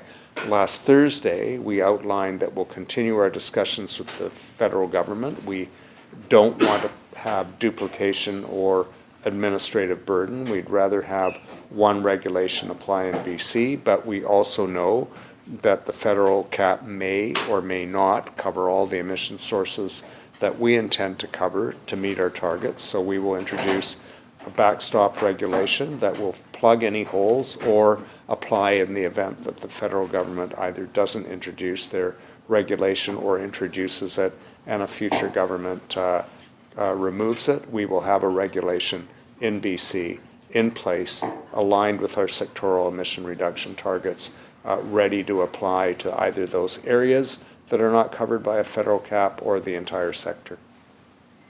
Member. Thank you, Mr. Chair. The targets is such a fascinating way to look at things. Governments have been setting emissions targets for decades now and not meeting them. Targets are always something like, don't worry, we can keep doing what we're doing right now, but at some point in the future there's a target out there and we're going to meet that target. Continuing to add fossil fuel infrastructure as a means to try to meet a target of decreasing emissions is pretty tough math to try to sort out. All these nice words about caps and regulations, this is what governments have been doing for decades. And now we're at a point globally where we're starting to see the very real consequences. Mexico City is within months of potentially being out of water. 22 million people, no water. Don't worry, the cartels are going to step up. Not drug cartels, water cartels. The future is here. BC is in probably the worst drought we've ever had. There's no water in the Fraser and the Chaco where they meet right now. The Northeast, there's serious water restrictions, so the whole LNG industry based on fracking has a bit of a problem at the source. All the nice words, all the language around caps and carbon capture and targets and emissions and don't worry, decades of this. And then governments do what governments do, approve more fossil fuel infrastructure at a time when every agency in the world that's looking at this says, we can't add any more. We're already in, it's April 2nd, forest fires all year round now, burn underground. And in this framework, no nature. You know, we talk about all of this kind of framework for addressing climate change, and there's no nature in it. No, what is the best carbon capture and storage unit we have on this planet? Is an old growth forest. Nothing can capture carbon like that. That doesn't exist in this framework. Just nice language about emissions and targets and caps, and you know, it rings pretty hollow after all these years. Can the minister speak to how BC's climate targets align with or depend on industry? For instance, if industry fails to implement their own net zero plans and chooses instead to take the financial penalties as part of the cost of doing business, what does that mean for BC's targets?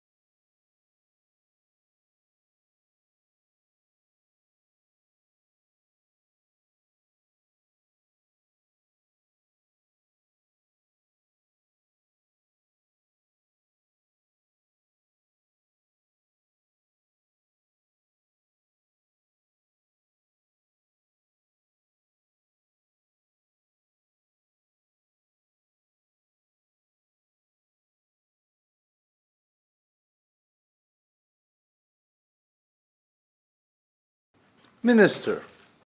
Thank you, Chair. So what I want to say in response to the question is that many industries in British Columbia, without the net zero new industry framework, are already developing their plans and making commitments to be net zero by 2050. And obviously, the members makes the point that people can make the statement and then they need to deliver on it. But the fact is that one of the ways the carbon tax works is to have a price signal that makes it cost effective for industries to reduce emissions, do not have to pay the carbon tax. The Clean BC Industry Fund is one of the mechanisms we use to work with those industries that want to reduce their emissions to help capitalize the reduction of those emissions, because it's in everyone's interest to do so, including the interest to keep industry working for the economy, for jobs, and therefore replenishing government coffers through revenues to fund programs like the Industry Fund as well as through the carbon tax.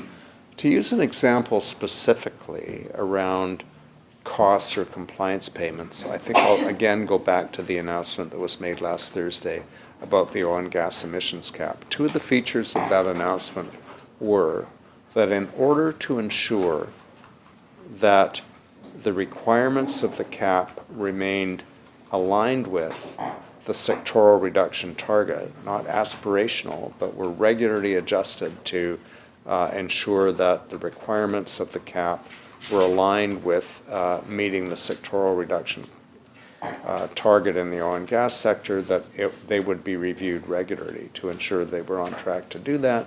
And the second piece that was announced last Thursday was that the last measure in complying with the regulation would be compliance payments. The purpose of the compliance payments being to fund emission reduction measures to ensure that overall our emissions were reduced. Member. Thank you. And then to follow up on that, so a company doesn't meet, or an industry doesn't meet the targets that have been agreed upon, then they pay the compliance, the fee for not meeting that. Then what happens after that if they still don't meet those targets?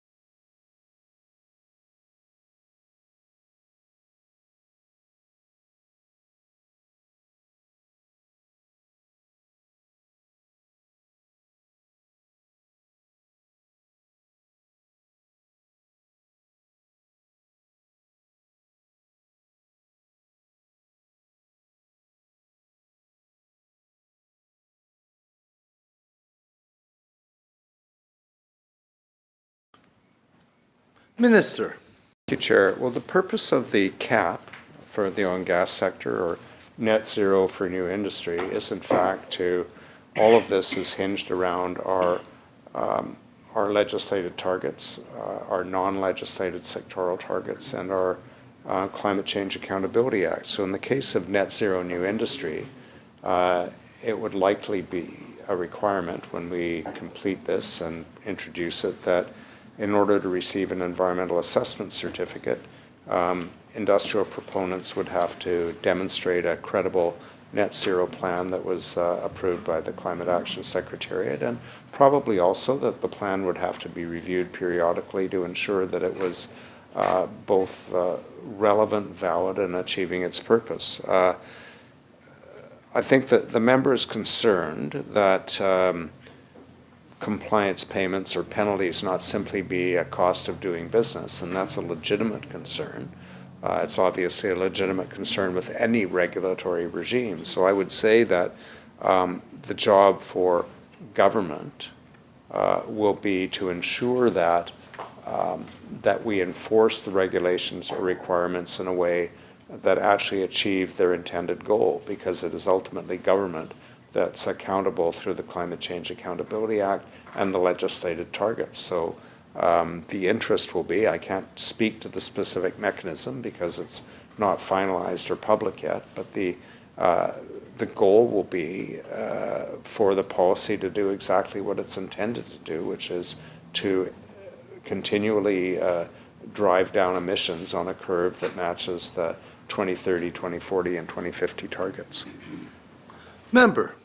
Thank you, Mr. Chair. I think that the problem baked into this is that it's not the problem of the current government. It's the problem of future governments. And this is the fundamental kind of failure that's built into this kind of system, which is, well, if we get to 2030 or 35 or 40 and we're nowhere near those emissions targets, well, that wasn't our government. That was the previous government that made those targets. The chairs.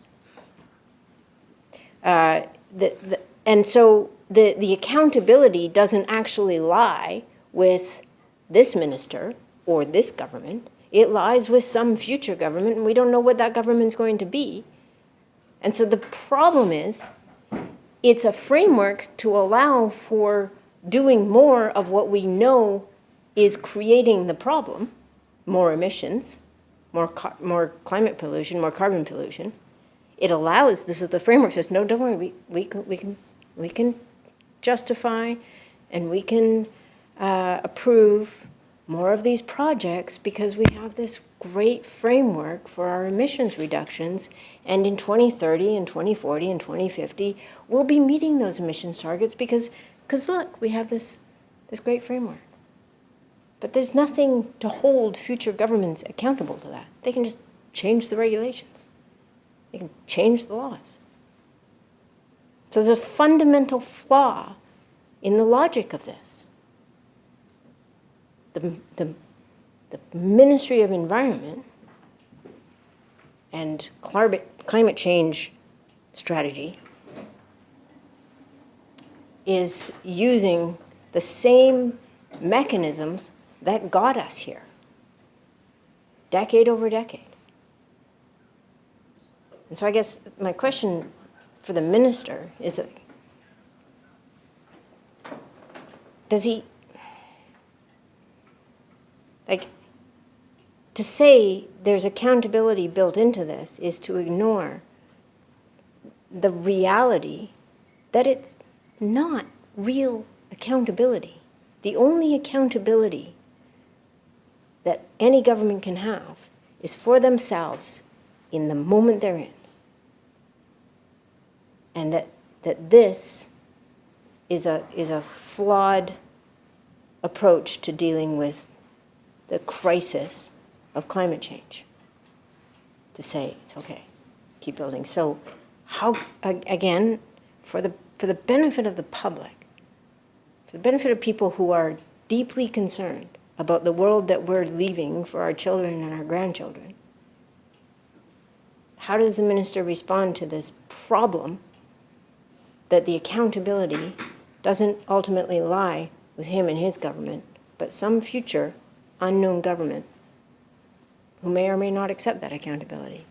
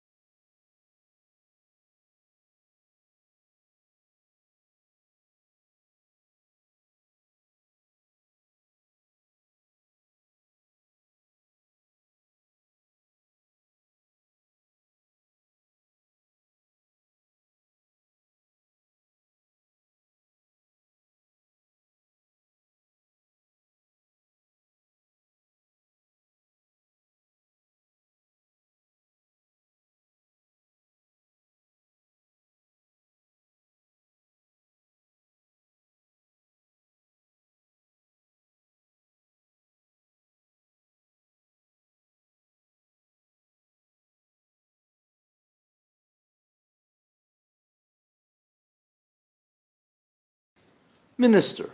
Thank you, Chair. Well, the member raises points that the public and all of us in government and in the legislature wrestle with, I hope, every day, because underpinning all of the rhetoric and theater and discussions and debate is the fact that we're all sent here to make changes, positive changes, hopefully, for people, for kids, for grandkids, and for the planet. I mean, ultimately, one of the most important accountability measures is an election every 4 years. But I will say that the member has sat through literally days and weeks of discussion in the House and in other legislatures and in other parts of the country where one of the most effective emission reduction measures, as well as cost-effective emission reduction measures, a price on carbon, is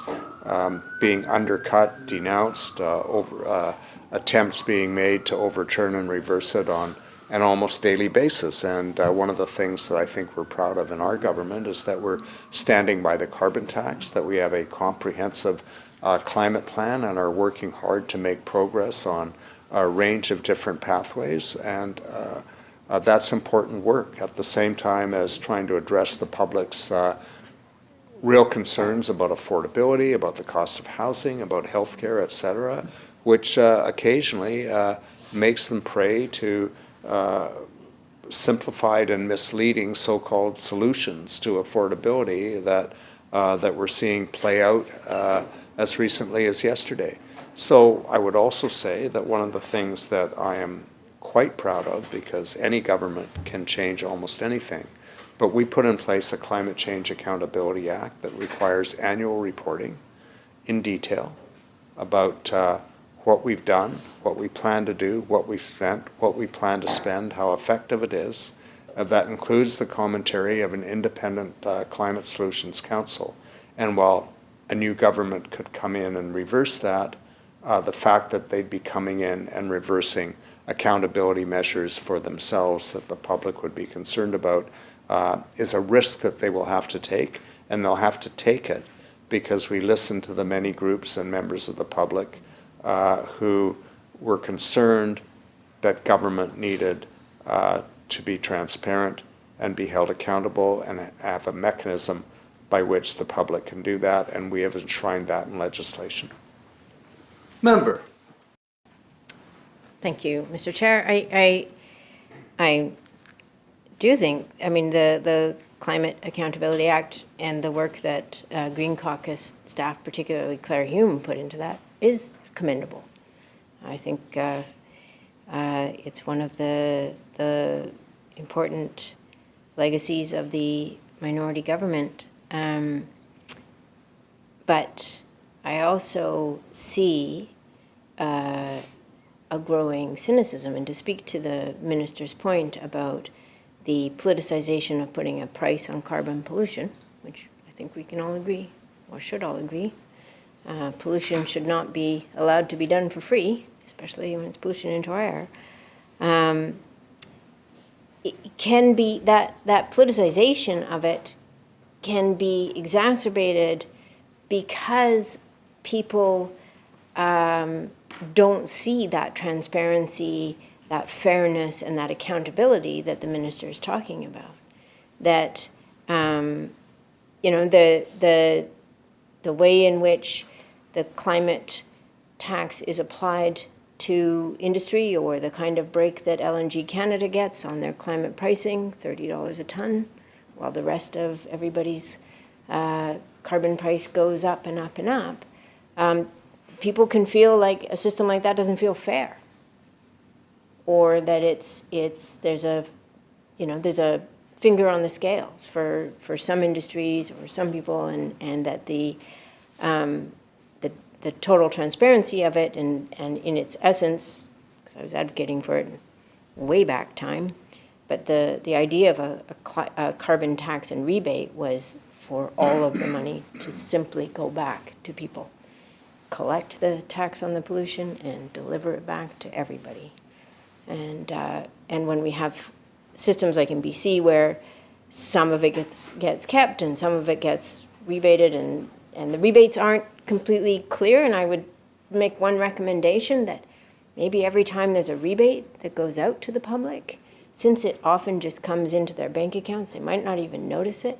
They get a little notice from the government saying, hey, you got your rebate, it's this much money, so that people are aware and know that they're getting a rebate.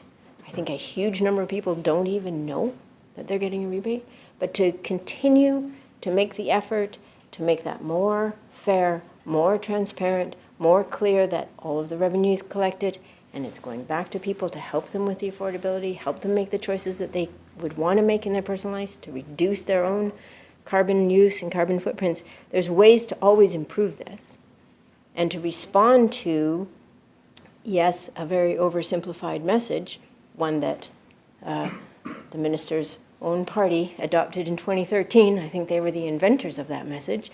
The Axe the Tax.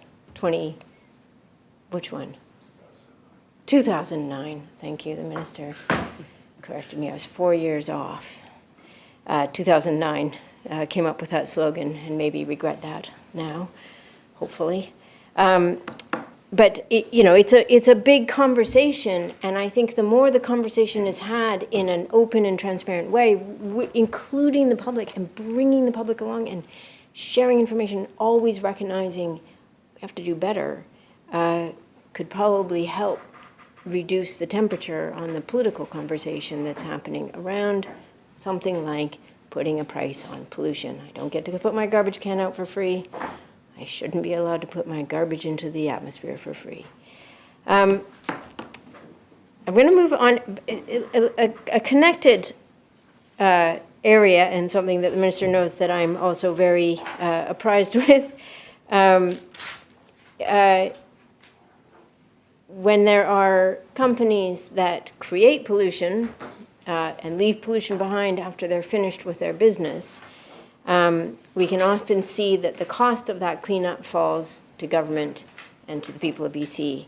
So can the minister expand on the regulatory avenues for government to pursue industrial facility owners who do not comply with 2023's amendments to the Environmental Management Act beyond the financial securities required prior to a facility being decommissioned, so an old mine or an area with a contaminated site. So if costs for cleanup exceed the predicted costs and what the security was given for government, and then the company leaves, packs up, heads out of town, what avenues does government have to recoup those costs?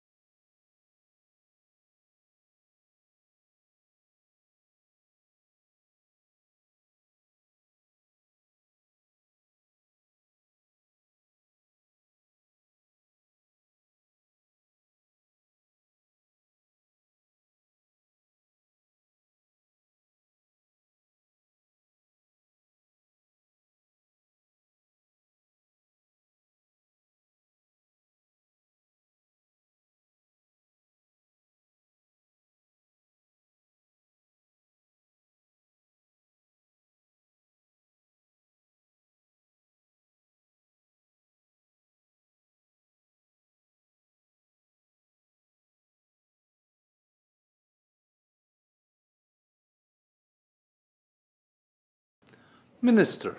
Thank you, Chair, and thanks to the member for the question. So obviously the member knows that much of what we're trying to do through the public interest bonding strategy was occasioned by the inability to recover costs from the owner of NewCell, which had retreated to their home country of China, and notwithstanding the fact that we've gone through the various procedures available to us, we know that that cost is falling on the taxpayer. So we are currently, now that the amendments to the Environmental Management Act have been passed, are going out to finalize the requirements and regulations for the appropriate amount of bonding to cover. But there are other provisions in the Environmental Management Act that give us the ability, excuse me just a moment, that do give us the ability to pursue owners who create a mess that requires remediation, or in some way fail to have posted enough security to cover the costs of decommissioning and closure. Included in that is the ability to pursue previous owners for cost recovery. There will likely be circumstances, as there was in NewCell, or there could be, where it's impossible to pursue that, which is why we will want to ensure that the bonding or security that is put up under the new legislation is adequate to cover the expected risk. Can I claim that it will be perfect? I wish I could, but it would be foolhardy to do that. But certainly we are tightening it up, and we are looking very clearly in both the existing Environmental Management Act, the amendments that were done as part of Phase 1, and the future amendments that will be done as Phase 2 of the public interest bonding strategy to be protecting the taxpayer and the government from picking up costs which simply should not be picked up by anyone but the responsible people. Recognizing the leader of the third party. Thank you, Madam Chair. Welcome to Chair. Speaking of messes, can the minister talk about what action his ministry has taken to address the harmful environmental and health-related impacts of ongoing shipbreaking in Bain Sound?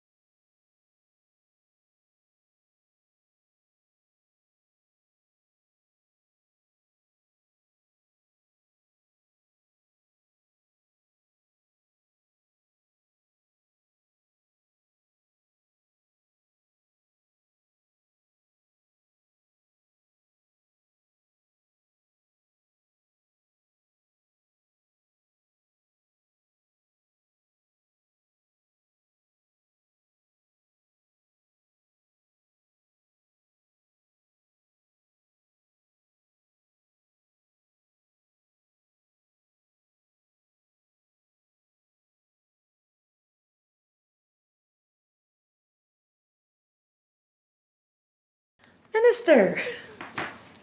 Thank you, Chair. So first of all, the MLA for the area, who is also the Minister of Energy, Mines and Low Carbon Innovation, has been part of meeting with concerned citizens of Bain Sound, discussing the issue with them, participating in public forums. Staff from my ministry have attended and been part of public meetings.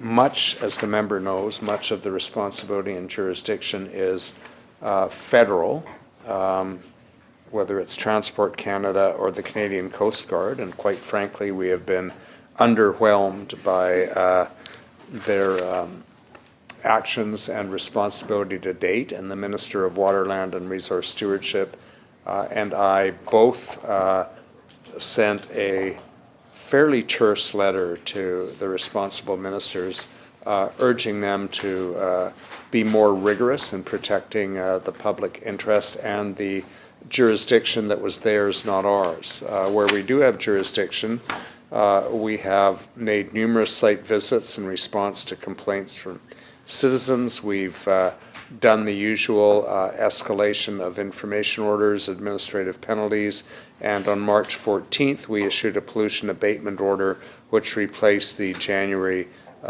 information order, January 2023 information order.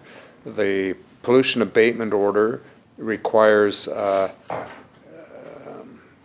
Deepwater Recovery, I think is the name of the company, to immediately cease release and discharge of effluent with copper, lead, zinc concentrations above BC water quality guideline levels to the environment, have a qualified professional complete a site activity and discharge identification update report to assess site activities and identify any potential contaminant sources and additional effluent discharge points, complete an effluent sampling and management plan. The sampling component will replace the previous information order requirements, which will include actions proposed to eliminate discharge of copper, lead, and zinc in concentrations greater than the BC water quality guidelines to the environment.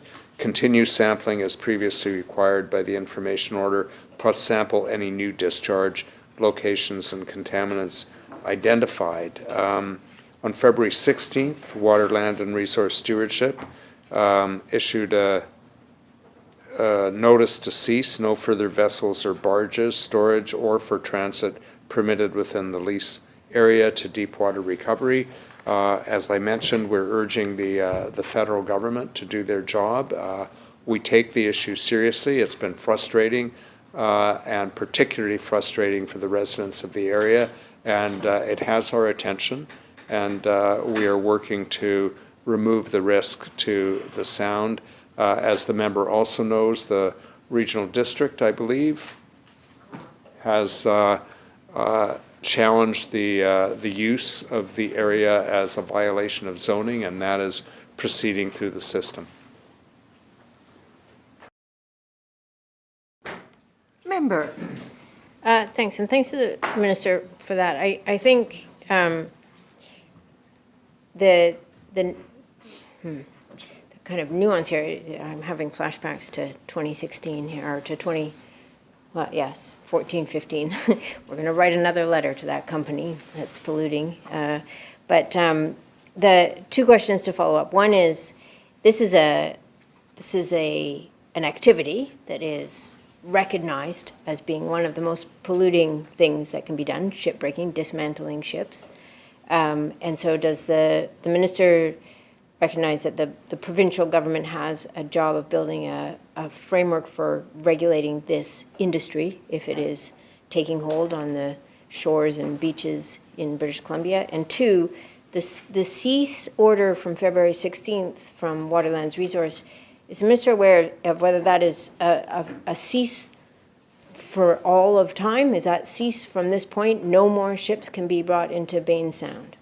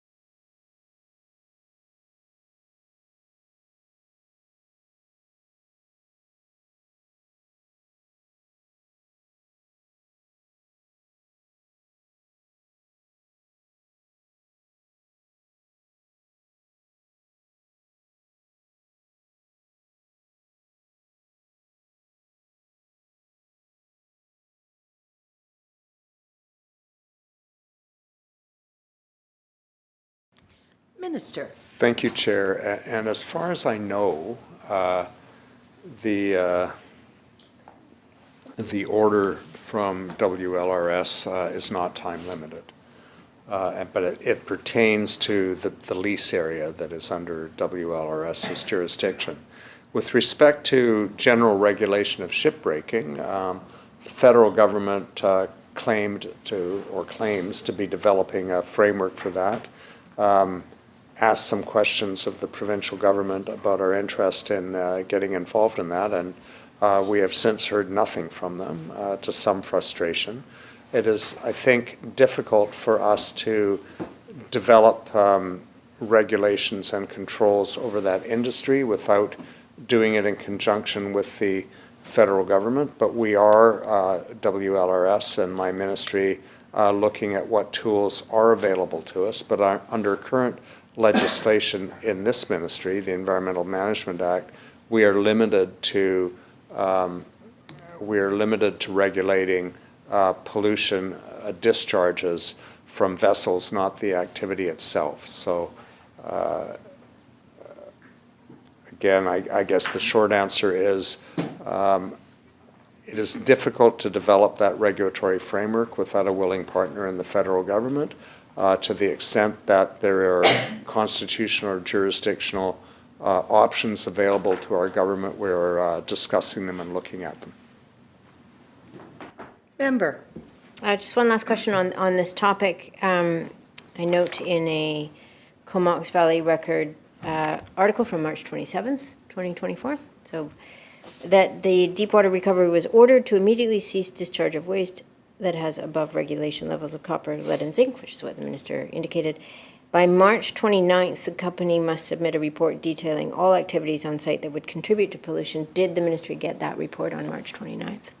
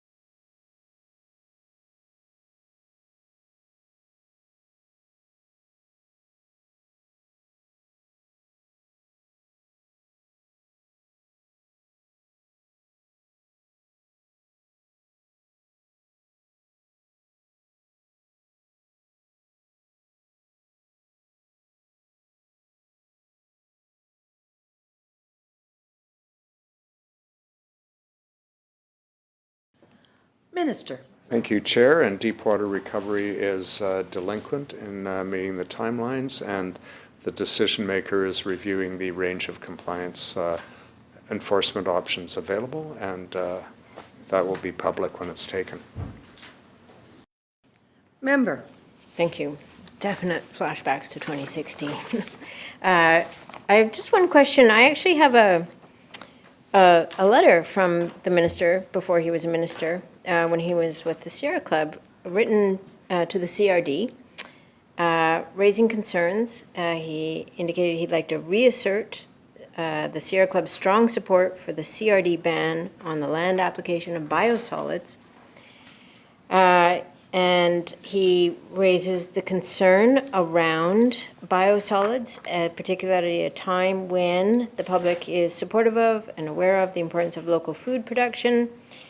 He indicated that the land application of biosolids seems to directly contradict the responsibility of the CRD to protect the region's farmland, natural environment, and public health. Here we are.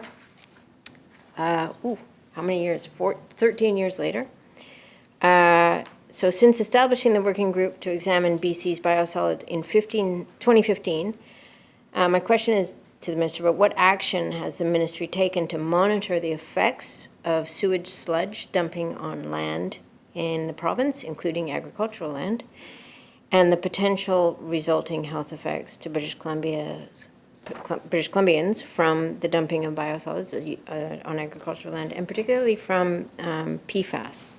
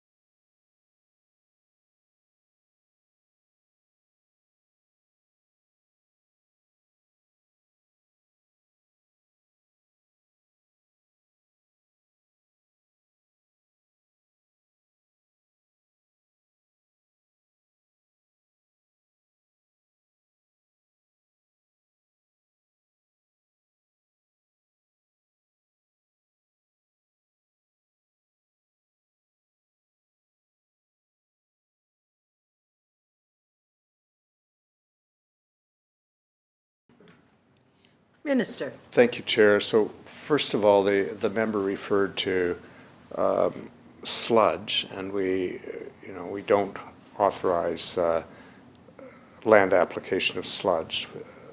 Class A biosolids are authorized for land application, but we also recognize that we're responsible for the organic matter recycling regulation. The problem with landfilling biosolids is they result in the release of greenhouse gases, which creates a whole other set of problems, as we discussed earlier. So we are trying to find a method of safely handling biosolids or finding beneficial uses for biosolids.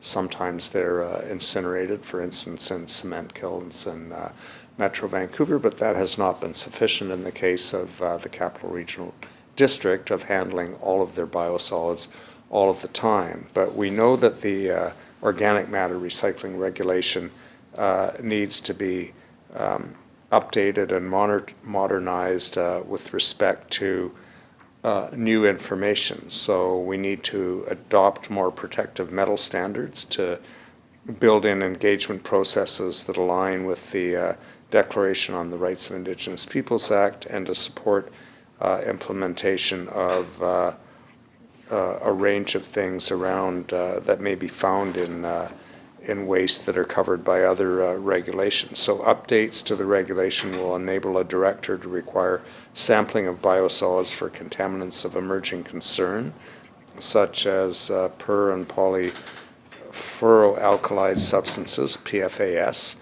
or microplastics, and that work is being undertaken, and we're in the drafting phase. Member. Thank you, and thanks for that, Minister. I think just one last question, then I'll turn it over to my colleague. But does the Minister still have concerns about biosolids being applied to agricultural land?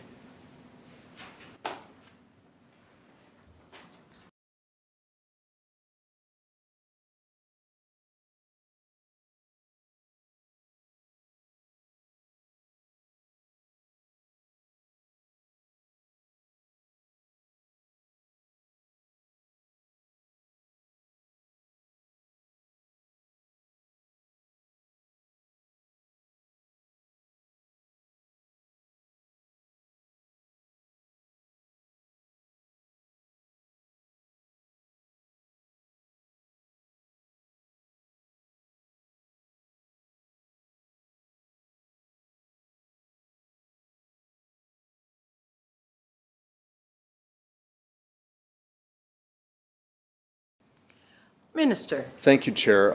I will say that that since the time I wrote the letter, as well as many discussions that I've had with staff in the ministry around the issue since I became minister, I have more information. Part of the information I talked about earlier, which is we want to prevent greenhouse gases wherever possible.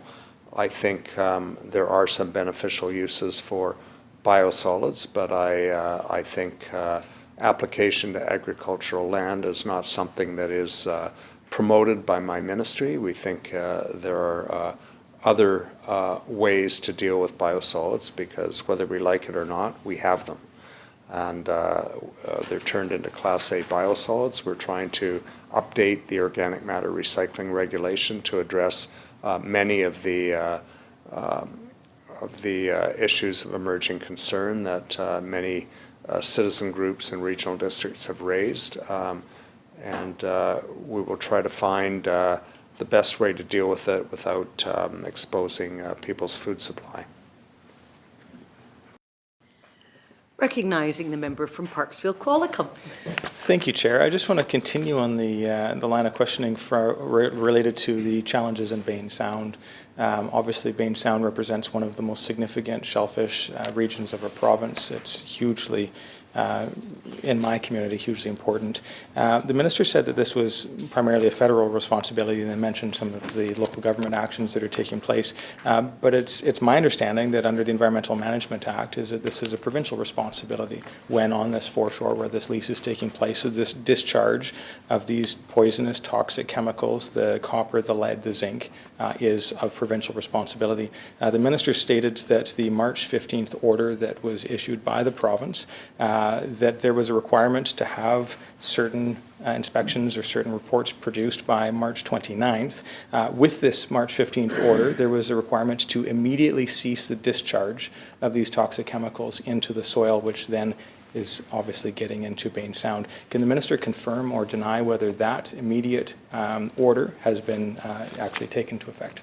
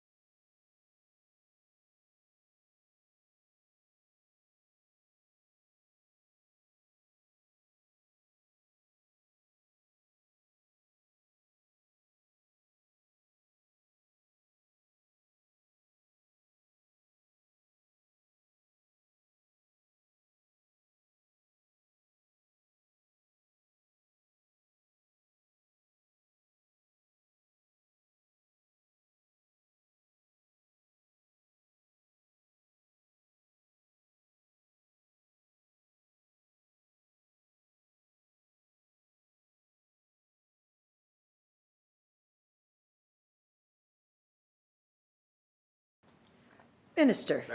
Well, as I said earlier, the system is set up to have regular reports from the qualified professional, which will inform our knowledge about whether pollution is taking place or not.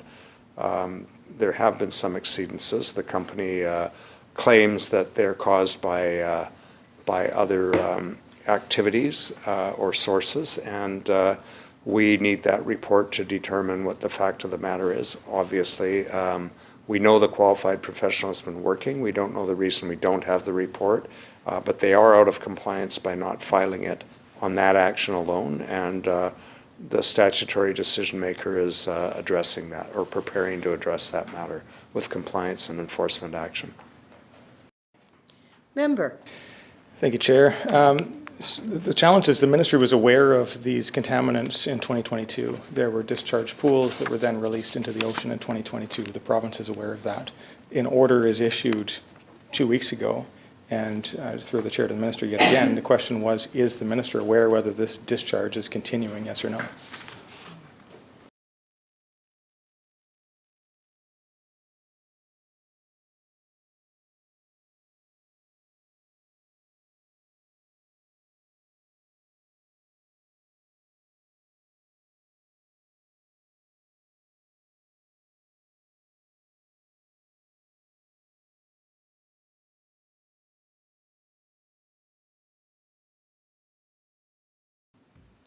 Minister. Thank you, Chair. And again, to the member, I hope I was clear. We are waiting for the report to determine whether that pollution is continuing, and we are taking action to get that report as soon as possible. Member. Thank you, Chair. Taking action for 2 years on an issue that has potentially contaminated the most valuable shellfish site in the entire province is, in my mind, completely unacceptable. And to a lot of the residents in and around that area and all around the province, it is very frustrating to hear that 2 weeks after an immediate cease and desist order was issued, that this province has no idea whether this discharge is continuing.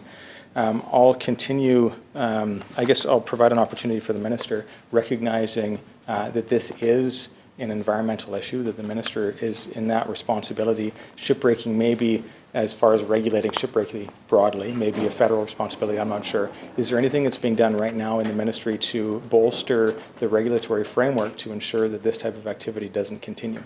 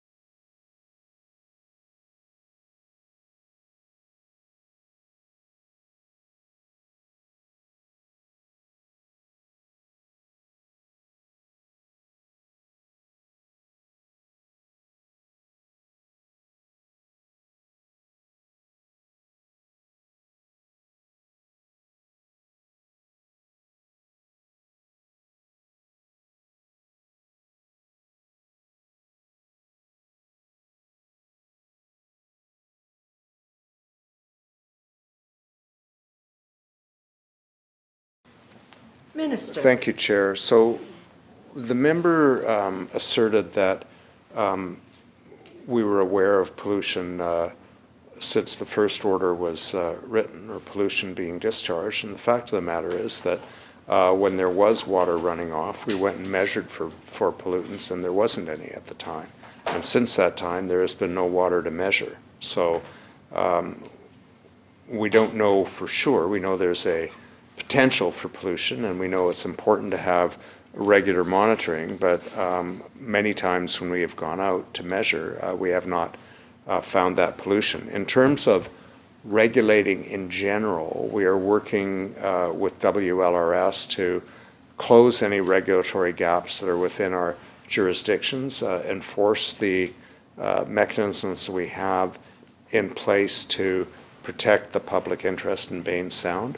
It will require cooperation from the federal government, which is why Minister Cohen and I, or the Minister of Water, Land and Resource Stewardship and I wrote the letter to the federal government, and why we will follow up on that letter and essentially urge them to make this a matter of urgency to work with us to ensure that we don't have activities that no one authorized in that particular area taking place. Member. Thank you, Chair. I guess the concern I have is the minister says that there were no contaminants measured, and yet the issuance that was provided to Deepwater Recovery specifically states that the information is required. Originally, January 23rd, 2023, reported the exceedance of turbidity, total solids, total copper, total iron, total zinc, and/or benzodiazeprines in some discharge at every sampling event conducted to date. And so I find it challenging that the minister is stating one thing and yet the issuance of a report to this property owner is very different. I'll move along though. What is the, through the chair to the minister, if this property owner is walks away from this foreshore lease, what tools does this province have to ensure that that site is fully remediated?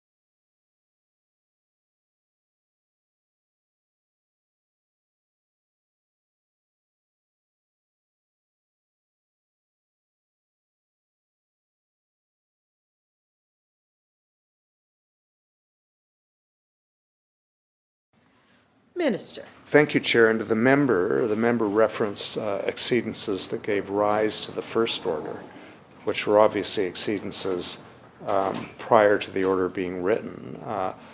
We attended the site, ministry staff attended the site on a number of occasions, and many of the times that we attended the site, there was no measurable pollution. That was partly due to the absence of water runoff in which we could take measurements. Also, some pollutants had nothing to do with ship breaking. To the second part of the question, what happens if the Deepwater Recovery abandons the site and leaves pollution that needs to be cleaned up and remediated? We will pursue Deepwater Recovery with the tools available under the Environmental Management Act. Member. Thank you, Chair. And talking about neighboring pollutants, which may be the source of some of these challenges, is right next to this site or near to this site is a large coal hill, a remnant of the coal activity, the mining activity of Union Bay. There's been considerable work, a lot of discussion, but some work to remediate that site. And I'm just wondering through the chair to the minister if there's any updates as far as the provincial components of that, as far as work that's been completed and work that's yet to be done on this site.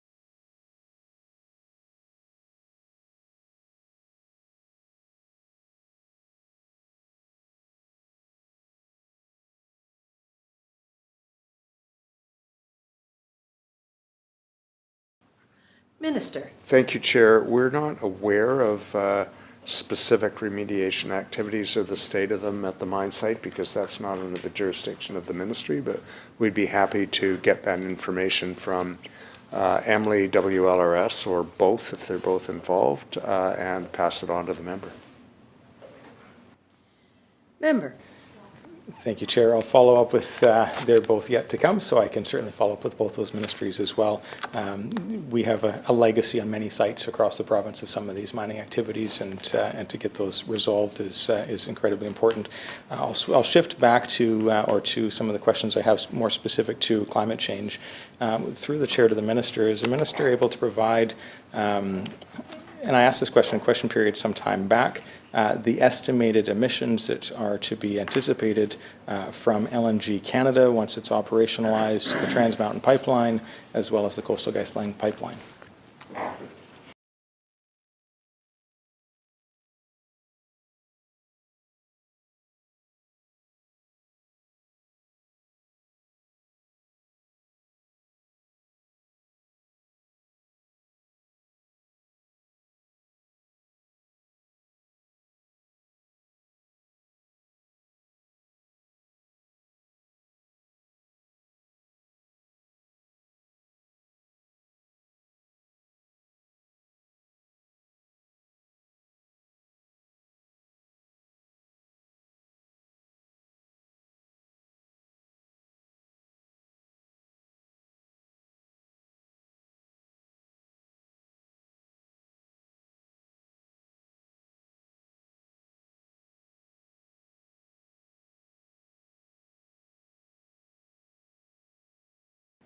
Minister.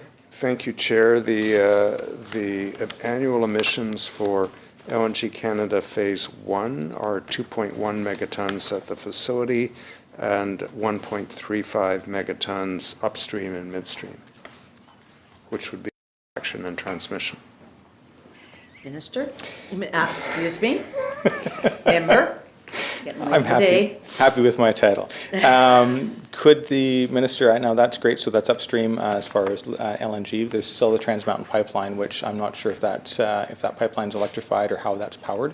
What are the emissions to be anticipated through that pipeline, both operationally as well as the bunkering of fuel for the ships?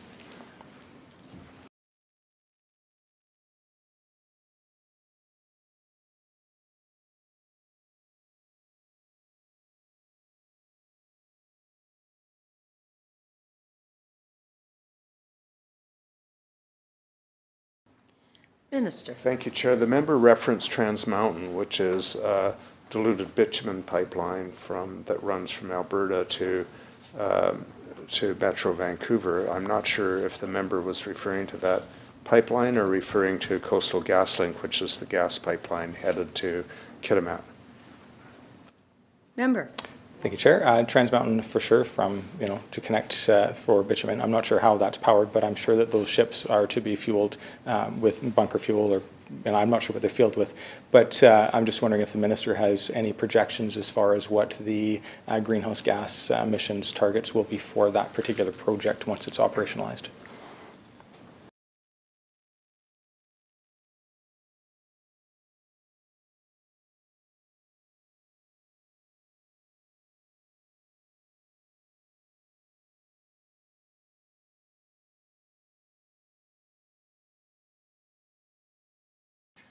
Minister. Thank you, Chair. We don't regulate Trans Mountain, but the public information available is 0.4 megatons for the pipeline and the bunkering facility.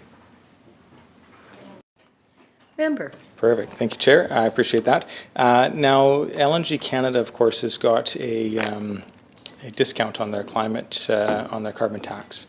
And so just some back of the envelope, 2.1 megatons of emissions at $170 per ton, tracked down to 30, looks like they're going to get a subsidy of about $300 million a year. Is that correct?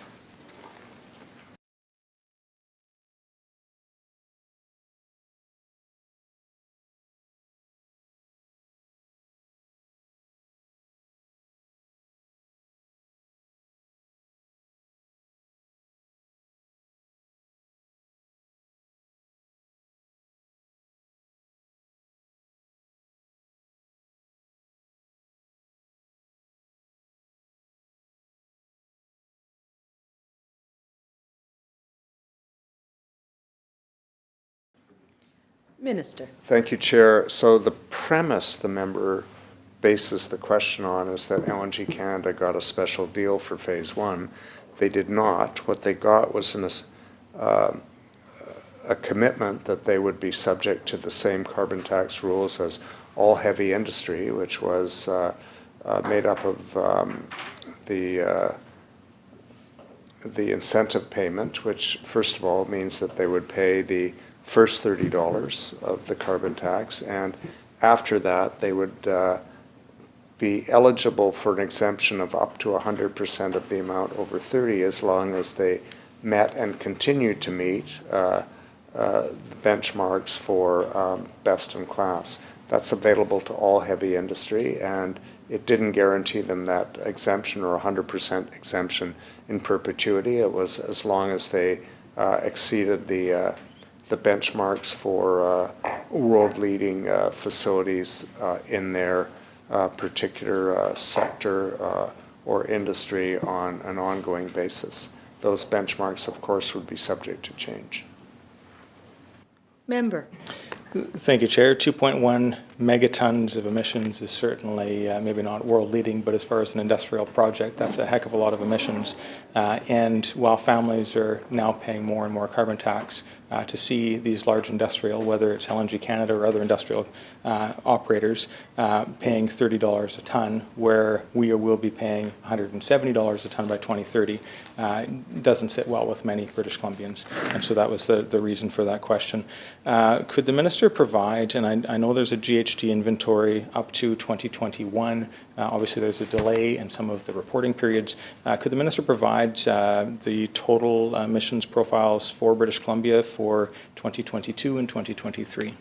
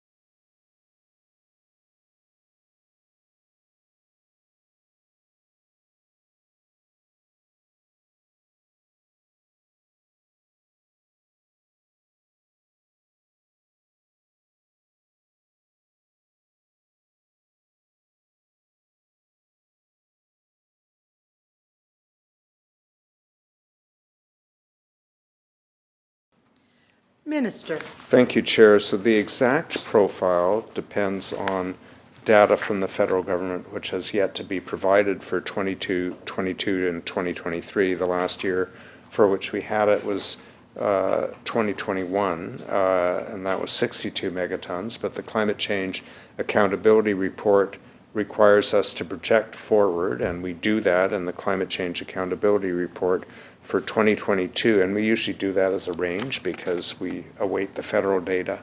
For 2022, it's 61.6 to 64.6 megatons, and 2023 is 60.1 to 63.3. Member. Thank you, Chair. And so it looks as though potentially 2022 is above the 62 megatons that we saw in 2021, and 2023 we will see. Are there any internal numbers that the Minister has available that's preliminary or to estimate in a more narrow range than this 5% threshold that has been provided?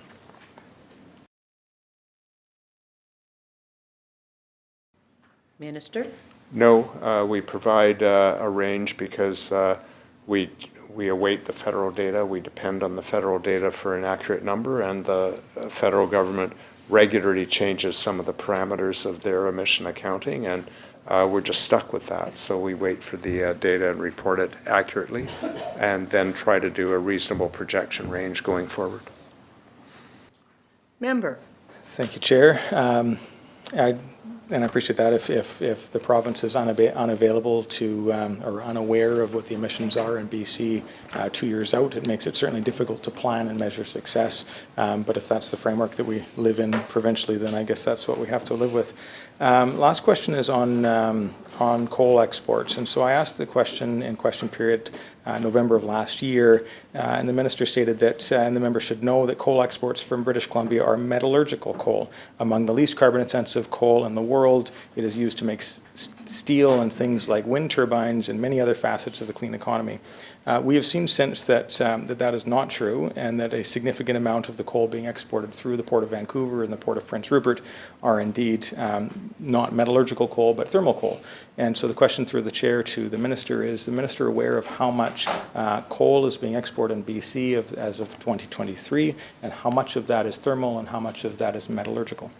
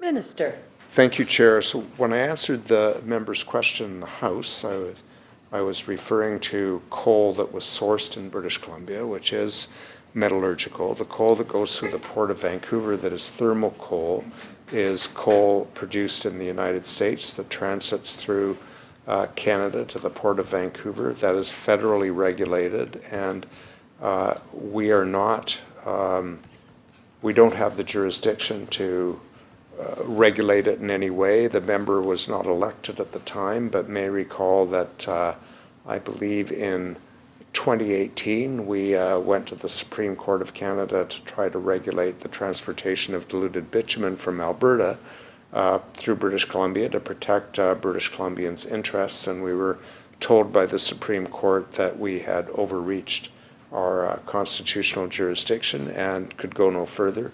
That would also apply to regulation of metallurgical coal, of thermal coal from the United States. In 2020, 25.1 million tons of metallurgical coal was exported from British Columbia. In 2019, it was higher than that. It was 30 million tons. There's probably a figure for thermal coal in the port, but I don't have it at hand because we don't produce it or regulate it. We could find it, but we'd find it by Googling, which the member can also do, or ask the Minister of Energy, Mines and Low Carbon Innovation, who may well be in the same position as I am today. Member. Thank you, Chair. And I do have the Port of Vancouver spreadsheet in front of me, but it was just about clarifying a concern that I had and that others had followed up with me on to clarify. So I appreciate the ministers had the opportunity to correct that on the record.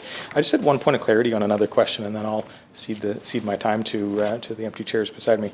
The 1.3 megatons of upstream emissions projected from LNG Canada, so this is the pipeline and other compressor station, or not compressor, sorry, other impacts. Is that all new emissions, or is that based on some existing activity that already takes place in British Columbia?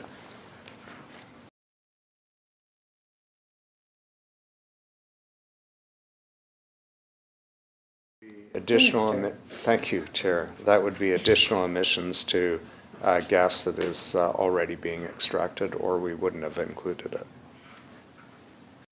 Member. Thank you to the Minister and his staff. This has been very useful for me, and I appreciate having the opportunity. Seeing no further questions, I ask the Minister if they would like to make any closing remarks. Yes, I would like to thank members from two other parties who have come in with questions that are expressing concerns of the citizens they represent. We haven't always agreed on the conclusions, and sometimes the questions have looked a lot more like speeches, but I appreciate the issues raised and the opportunity to respond. I want to thank staff from BC Parks, from the Climate Action Secretariat, from my Deputy Minister, from the Environmental Assessment Office, who have been on standby, from the Environmental Protection Division and other divisions of the Ministry for their support of this work, doing a stellar job with the resources they have to protect British Columbians' interests, whether it's to do with climate, promoting recreation, or preventing environmental pollution, or regulating large industrial projects. It's been a pleasure over many years to work with these people, and I particularly appreciate their support over the 2.5 days of estimates questioning that we've had, interrupted by a spring break, but nonetheless a significant amount of time, and all the preparation work they put into gathering material that could be used to answer any range of questions, some of which came up, some of which didn't, but all of which are important. Thank you. Thank you, Minister, and all members. Seeing no further questions, I will now call the vote. Shall vote 24 pass? Aye. The motion is carried. Thank you.